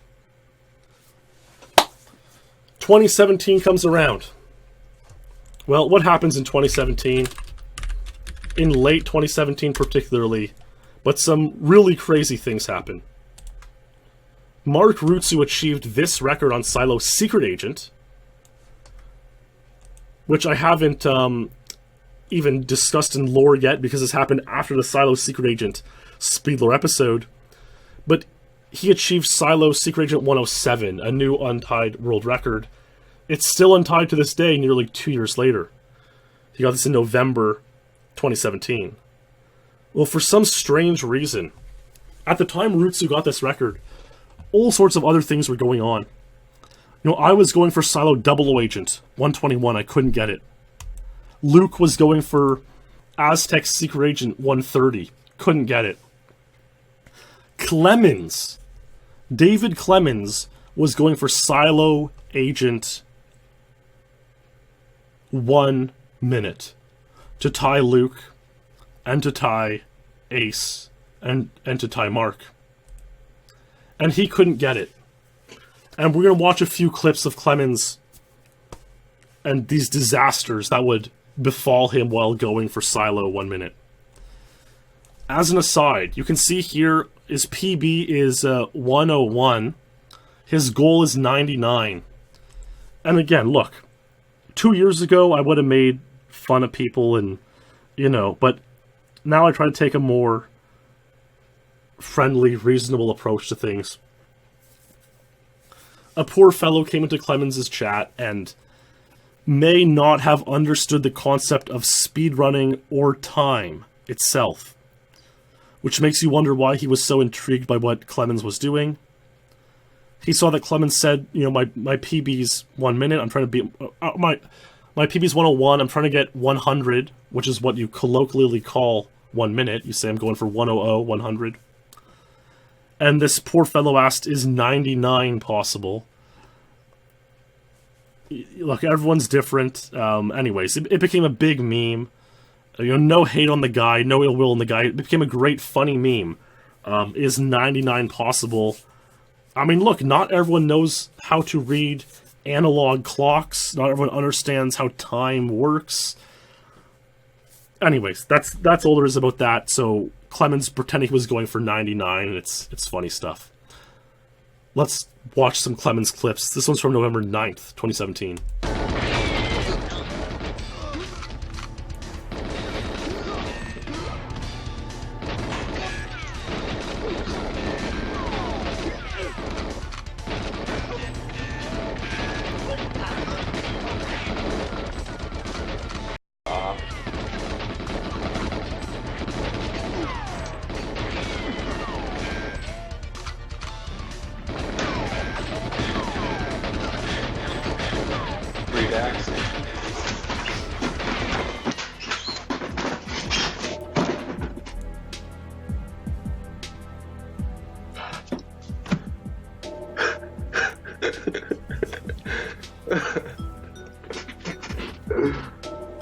Oh my god.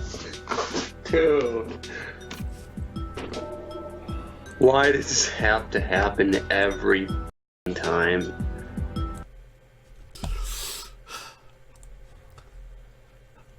A month later, he still hadn't achieved 1 minute.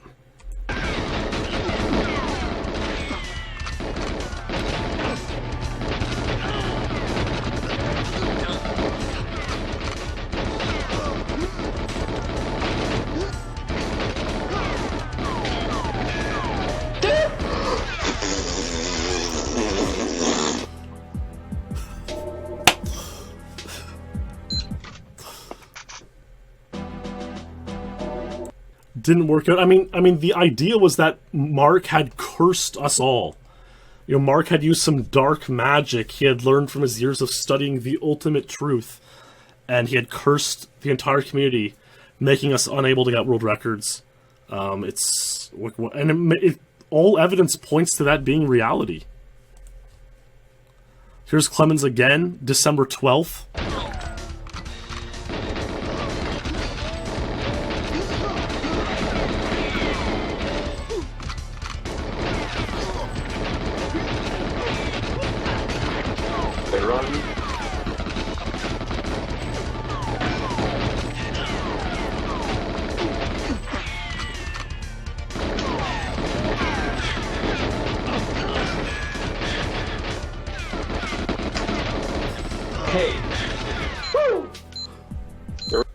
Dude, that was like mega touching the metal. Look at that.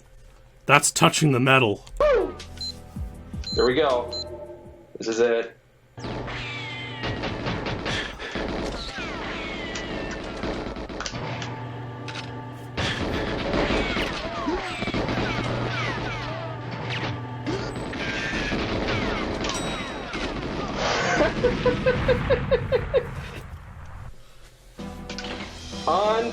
Unbelievable. Back boosted and stuck behind Ormov. Ace says, worst luck in Elite history, worse than green luck to the power of 99. Yeah, rough. Mark cursed everybody. I was lucky to break the curse on myself pretty quickly with Silo 121. But Mark, Mark really cursed Clemens very hard. Very hard. Yeah, that was an insane run. Clem could have skipped right over to 59, would have been unbelievable. But look, a few days later, Clemens finally would shake the curse himself. And let's watch him recount this amazing speedrun.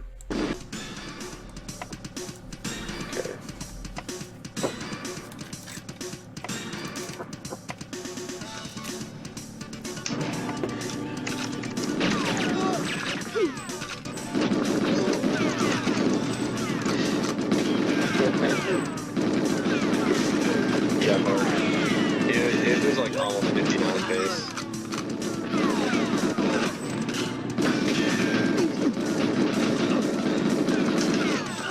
It was kind of a run, like, to the open door, but I had a really great off from what I remember.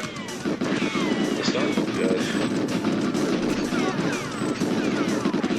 Yeah, the start looks like it's decent. That huge stuff here, it was cool. I thought it was over. Really good third room though. Fucking like no boost, but pretty good strafing. This is fucking insane. Like perfect great all. Perfect pause. The guard blocked him. The god guard blocked him.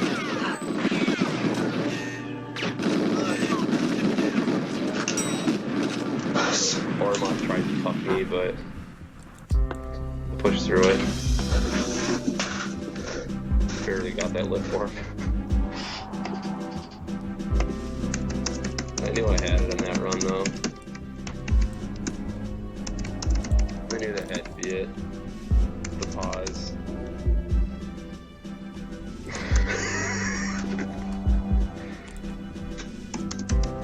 Oh man.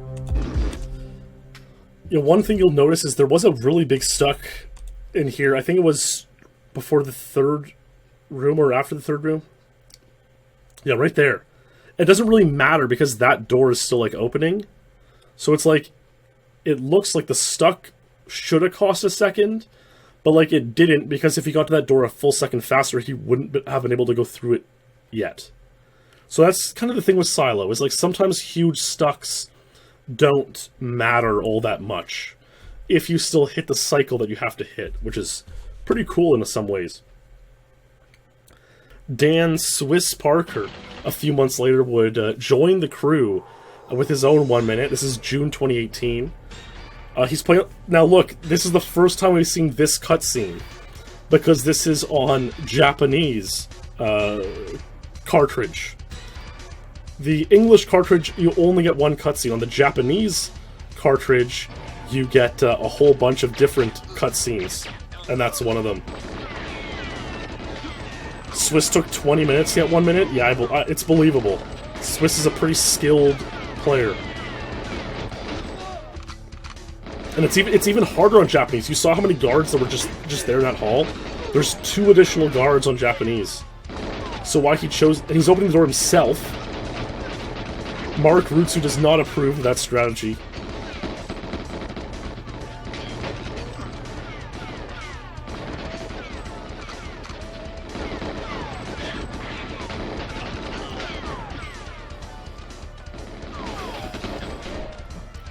Oh, the injured guard is blocking back boosts. That's really nice.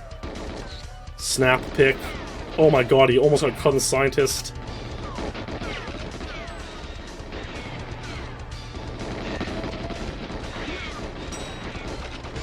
And he's in.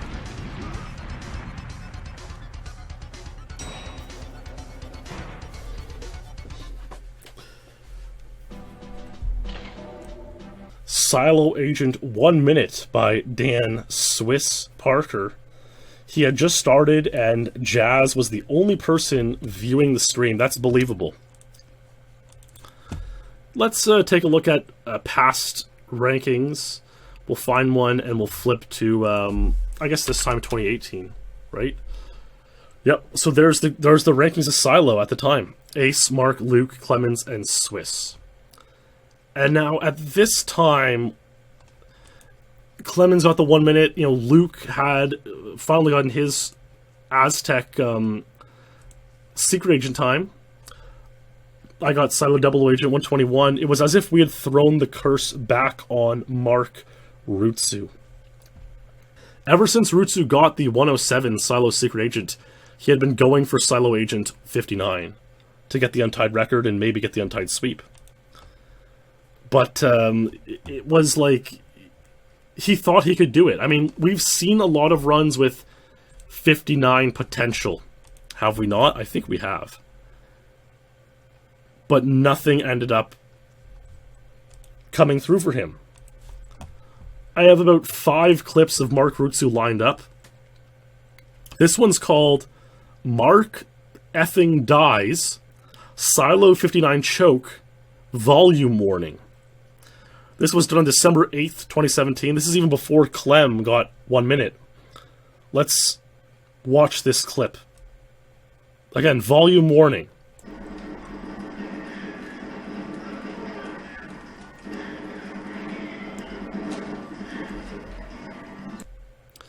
That's like deep metal touching.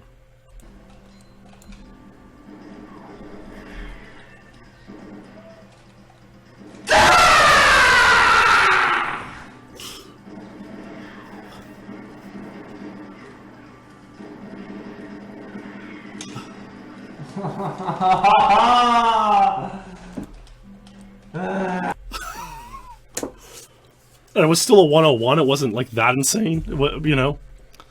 Here's one, it's just called Period. Ace clipped it, this is December 16, 2017.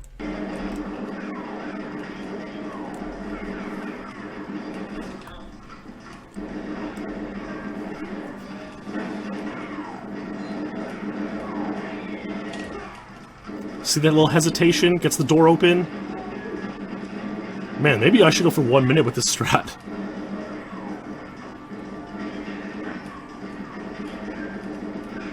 It's a good strat.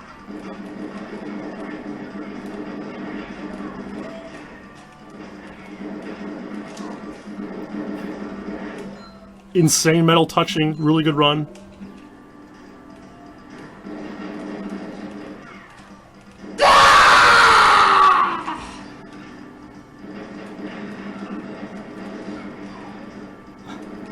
Mate.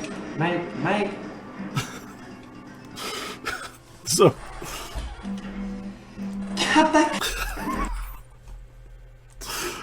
so another run, the same thing. It's a 1 minute this time. So clearly 59 pace. He still wouldn't get it. We're almost a year later, August 2018.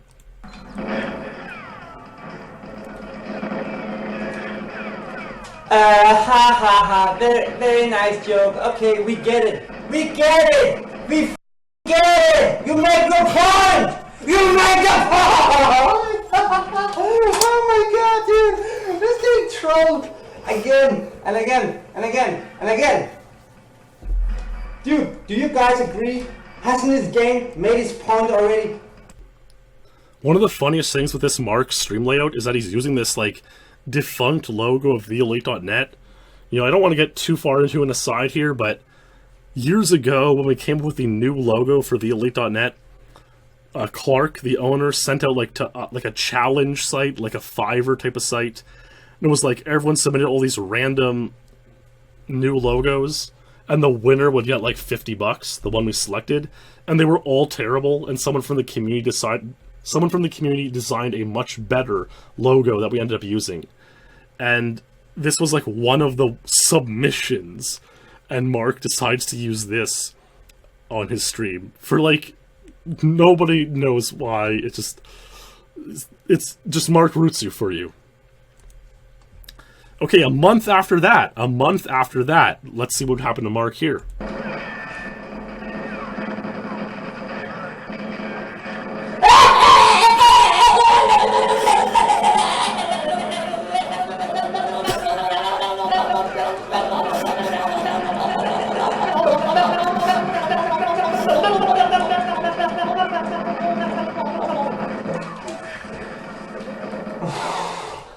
Oh my god. I mean, what's his problem? I mean, look, this is when you're playing a level for 100,000 hours straight, and it's like you've dedicated your entire life to this level. It's like you're gonna react that way. It's, you know, it's just a gamer moment. That's all it is, you know. This needs to be the next James Bond movie, yeah. Okay, here's another clip. This one is from a few months later, February 19, 2019. It's called Fastest Pace on Silo Ever. Let's take a look.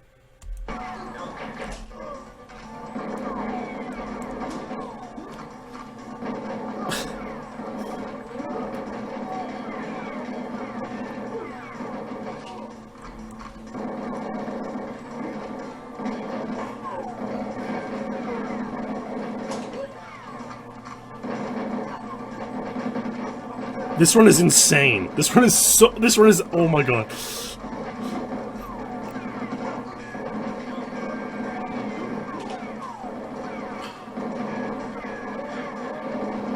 What? Oh my god, somebody click that! Somebody click that right now! That was my most insane run ever. It was like 58 pace. Somebody click that. And I didn't get the open door. Dude, this has happened to me several times. I'm starting to suspect that if you run...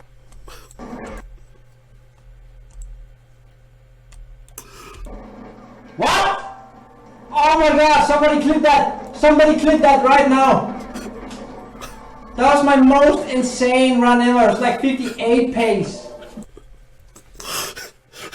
The way he says it is so amazing. And the thing is, it's true. It's true. Lockwood is dropping hot knowledge in chat. We're going to get to that in a minute. This is how we started doing, on all these clips, this is how we does the second room. So everyone else in the history silo would go around that console there. This console, everyone would go around it. Mark has decided to start saving like 2 frames by cutting in between that console. It's like so mad that he would do that. But he does, and he's that good at the level that he can do that. And, you know, from there, he would... This run is so mad. Remember what I told you guys about the cycles of the scientists, of the guards, patrolling? So this run is so fast. What? Oh my god, somebody clip that! Somebody clip that right now! That was my most insane run ever. It's like 58 pace. The enunciation on 58 kills me.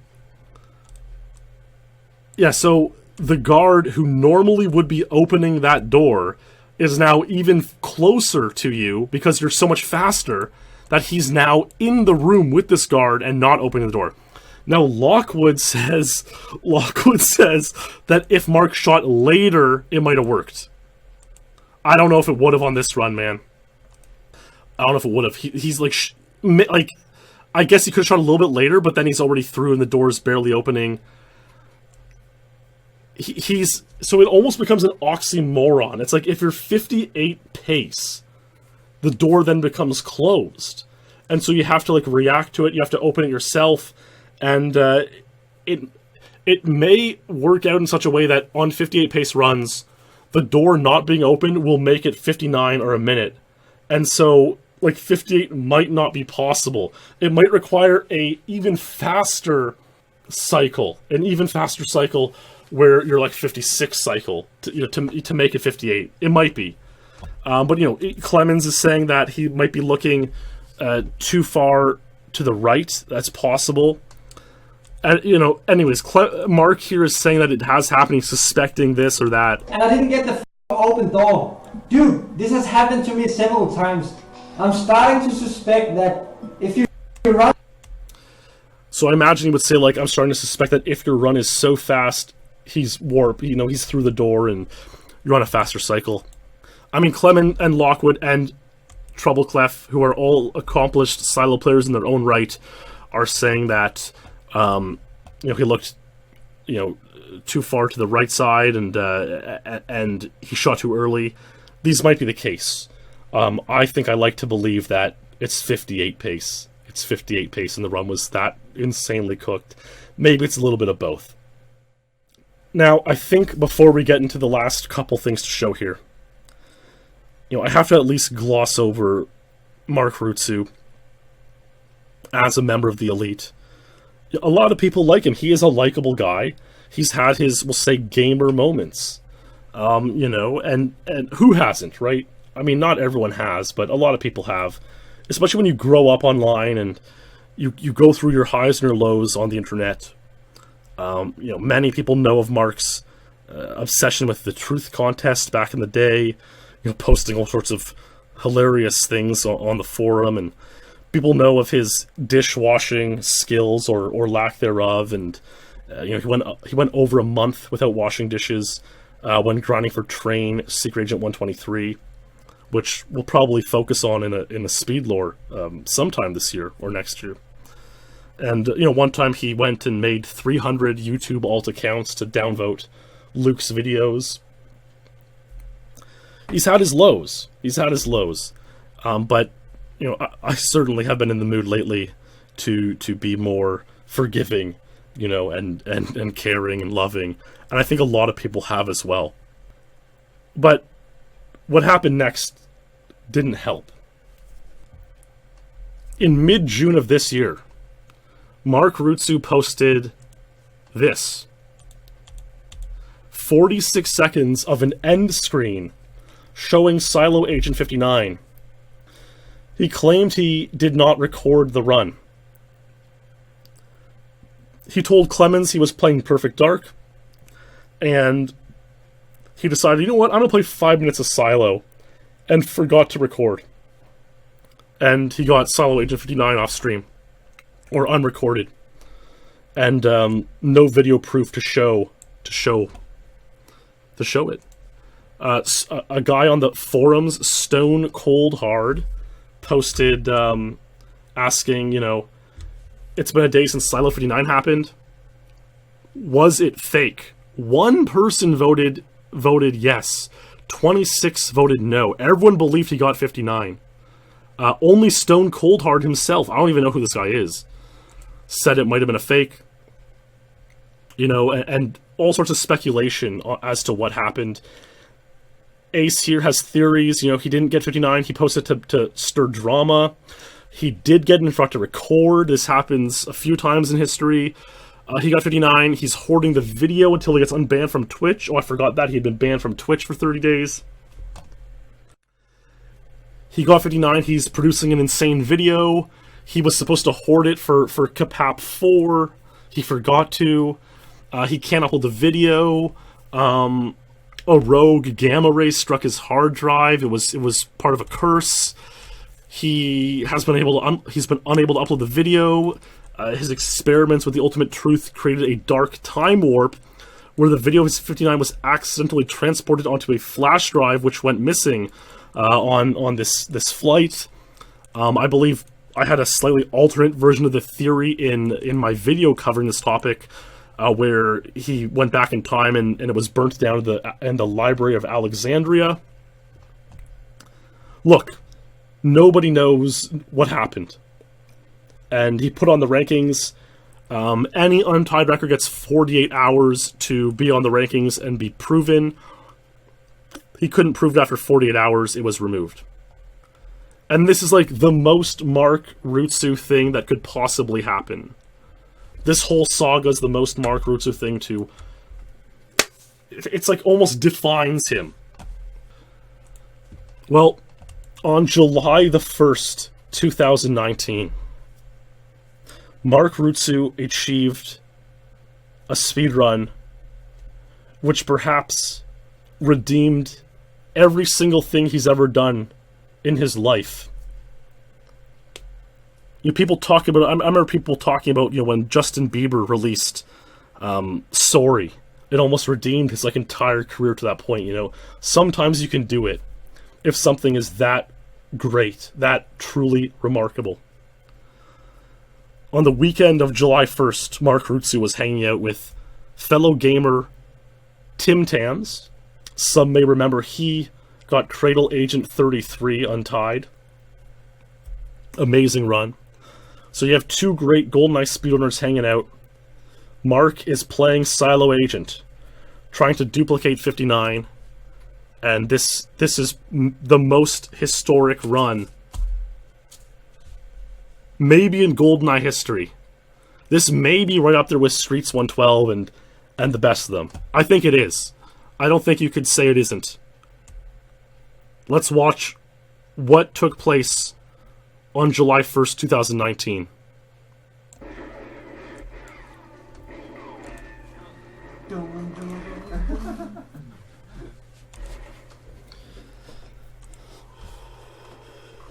I like the intro, but something's happening. Something insane. Genius music. Yeah.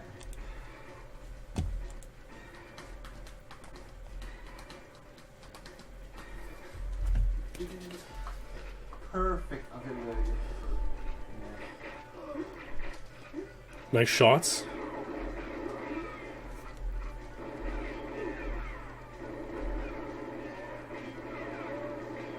Get What the fuck? like that's I've never seen that before. It's insane.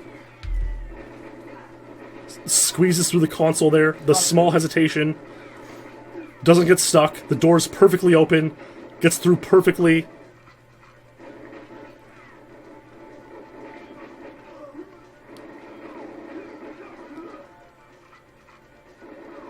No, he shot early there. So this is 59 pace. Go. That was so perfect.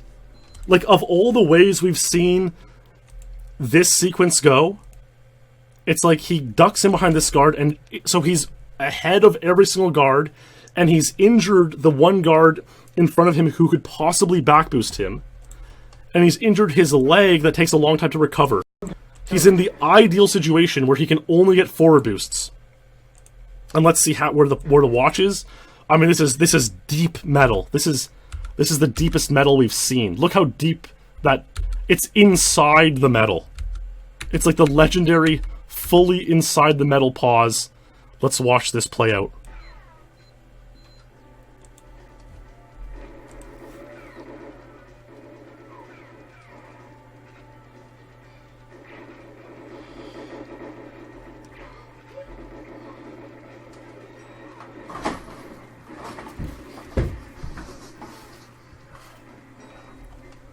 Wait. I think that's the I same. think- I think that's the lower 1-0. I think that's 100.00, but who knows?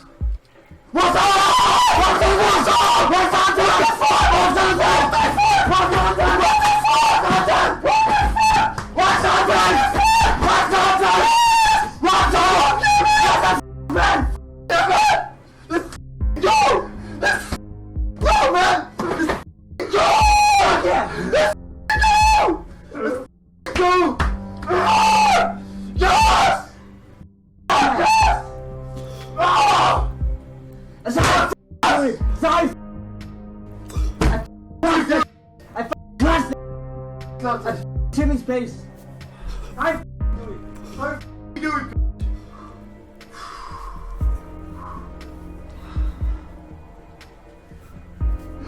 Oh my fucking god! Actually got it. I crushed that ball. Task walk.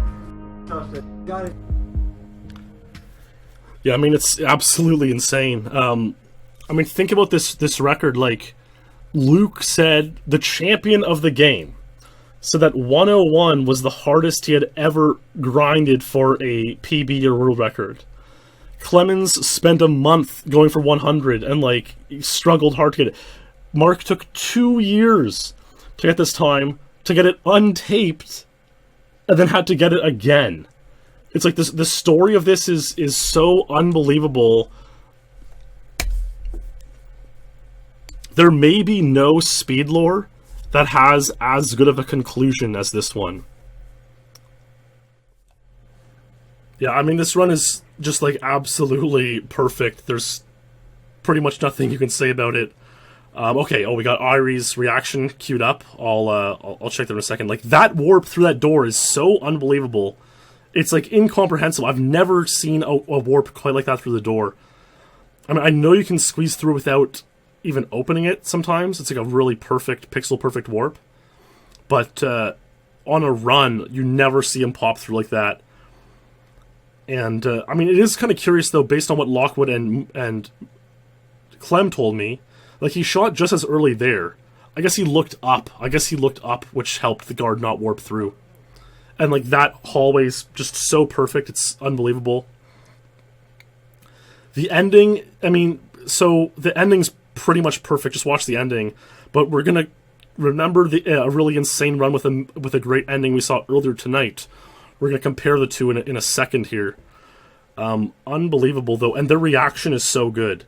The reaction, like, reminds me of, it could be two, like the reaction could be two dudes who scored, like, the World Cup winning soccer goal type of thing, you know? It's like, I've felt, especially recently, that, like, gamers are the new rock stars, or all-stars, you know? And it's like, I guess not quite true, because rock stars and sports stars are still, you know, making hundreds of millions of dollars, billions of dollars, while gamers now are only making millions of dollars. But seeing a moment like this, you know, it looks like it could be sports stars reacting to winning a huge tournament. And I mean, you see all these top gamers and streamers, you know, dating all these, you know, Instagram models and making millions of dollars. I mean, gamers are the new rock stars in a lot of ways. And I guess rock stars have just ascended to something else now. All right, let's watch Irie's reaction. I've never seen Irie's reaction, so let's take a look at this. Okay, let's see. I haven't seen it. Let's see Irie's reaction to it.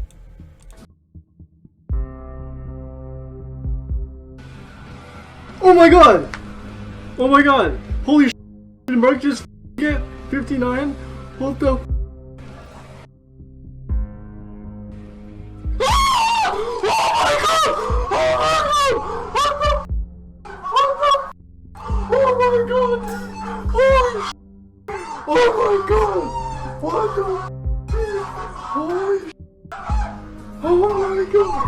Big 59 duped in like 30 minutes. Holy sh!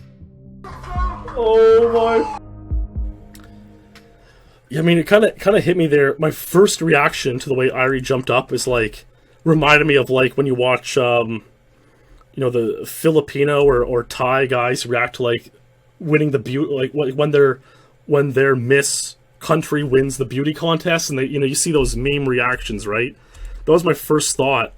And then it kind of hit me like, we've created this world in GoldenEye speedrunning where it's like the same, it's no different than people who get together and watch some crazy event on TV and celebrate, a remarkable winning the beauty pageant or winning the World Cup or something like that. Like, this is a world that we've created where a lot of people are invested in this world, and a lot of people really care deeply about the things we're doing and the records we're going for, and that's pretty cool.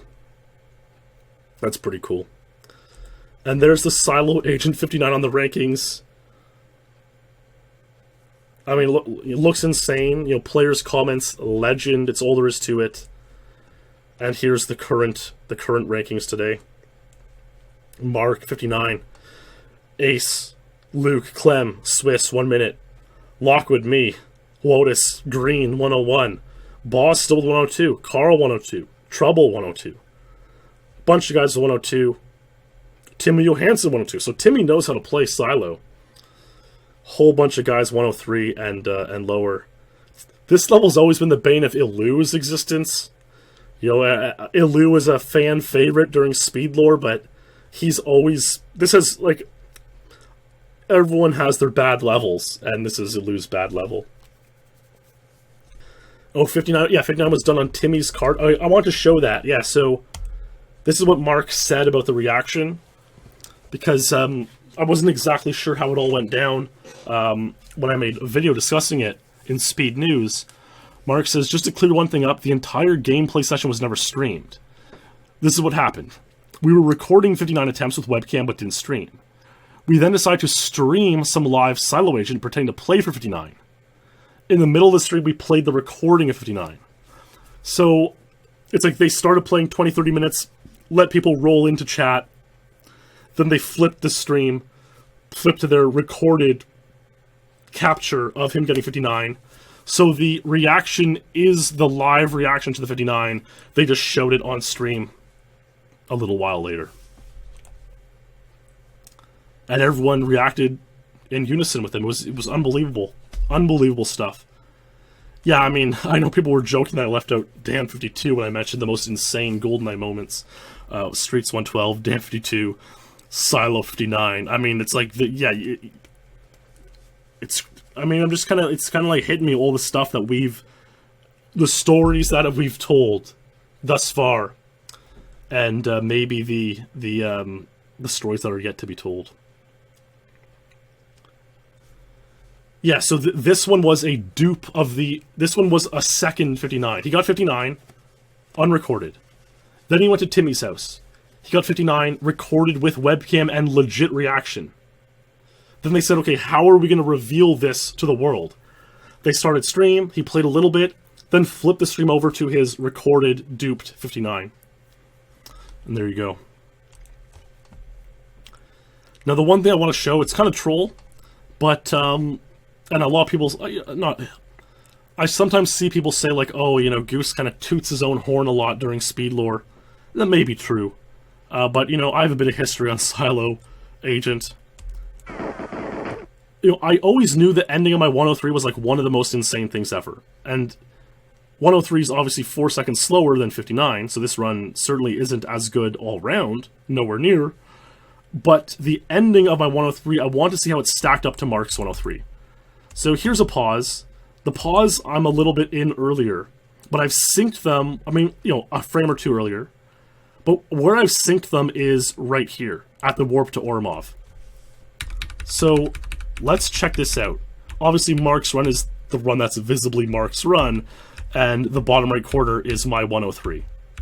So, right here, coming up, Mark's through the Ormov door. And on the same frame, I'm through the Ormov door. Let's watch to the end.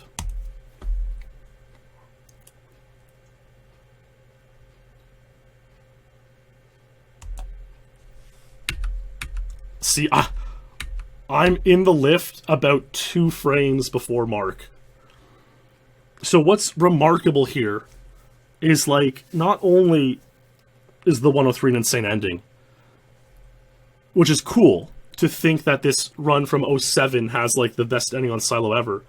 But the fact that Mark, basically, within a frame or two of the best ending ever, it's like, think about Mark's 59 now in those terms. It almost makes 59 more impressive. Because, like, he got a 59 pace run to the satellite, and then managed to stamp on a run within 1 or 2 frames of the best ending ever in those circumstances. That's pretty remarkable to think about it that way, you know? It's like, not only do you just need imagine, though, like, stamping the best pieces ever hit on any run throughout the history of the game. And, you know, every room, the best room ever, the best ending ever, the best middle section ever, what the times would be. You know, the sum of truly the best splits in history. But, yeah, to see Mark is, like, within a frame or two of the best ending ever on this 59, kind of tops off how insane it has to be for 59. Is 58 possible? I mean, you guys heard Mark's run where he said he was on 58 pace, almost 58 pace. I kind of believe that it was 58 pace, but like I said, you're kind of in this really weird situation where when you're at 58 pace, the guard is going to be a cycle ahead, he's not going to open the door. So you're going to have to open the door yourself, which means it's going to go to 59 pace. It's like the ultimate silo agent paradox. And so the only way to probably get 58 would be maybe to either find a way, like a new learning method to play it perfectly, which could happen, but maybe you'd have to be at like 57 pace. And so the time lost by not having the open door would make it 58. Or maybe there's a way, like Mark learned after the second room, to kind of hesitate and then take the wide turn and get the door open.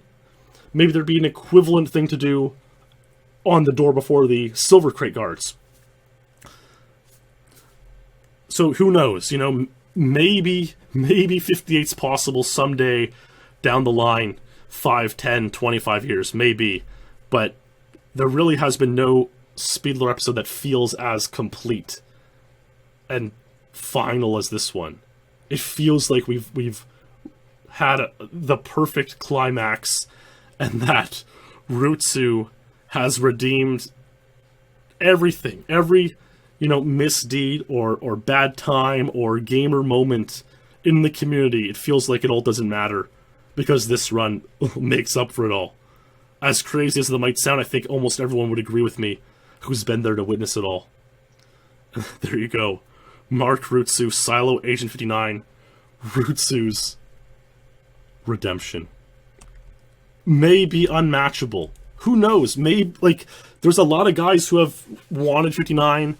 You know, I know Lockwood wanted 1 minute. Clemens thought he could get 59. Trouble Clef was maybe on 1 minute pace.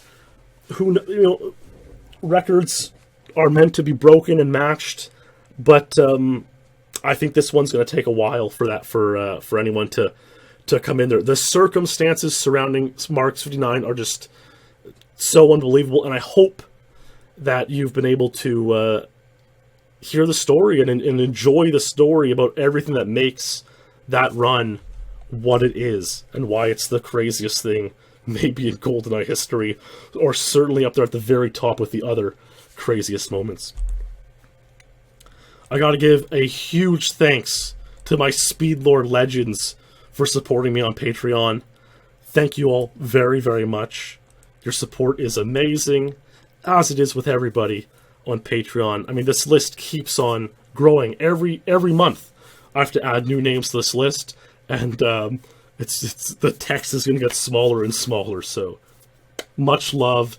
Thank you guys for all the support. I hope you enjoyed this episode and all these stories. Tonight was a doozy. A lot to it, but I had a really good time telling this one, and I hope you guys had a good time listening to it as well. And my friends, we will be back next month, of course, with another very, very epic SpeedLore episode. So my friends, stay true, and I will see you in the next stream or video. Good night.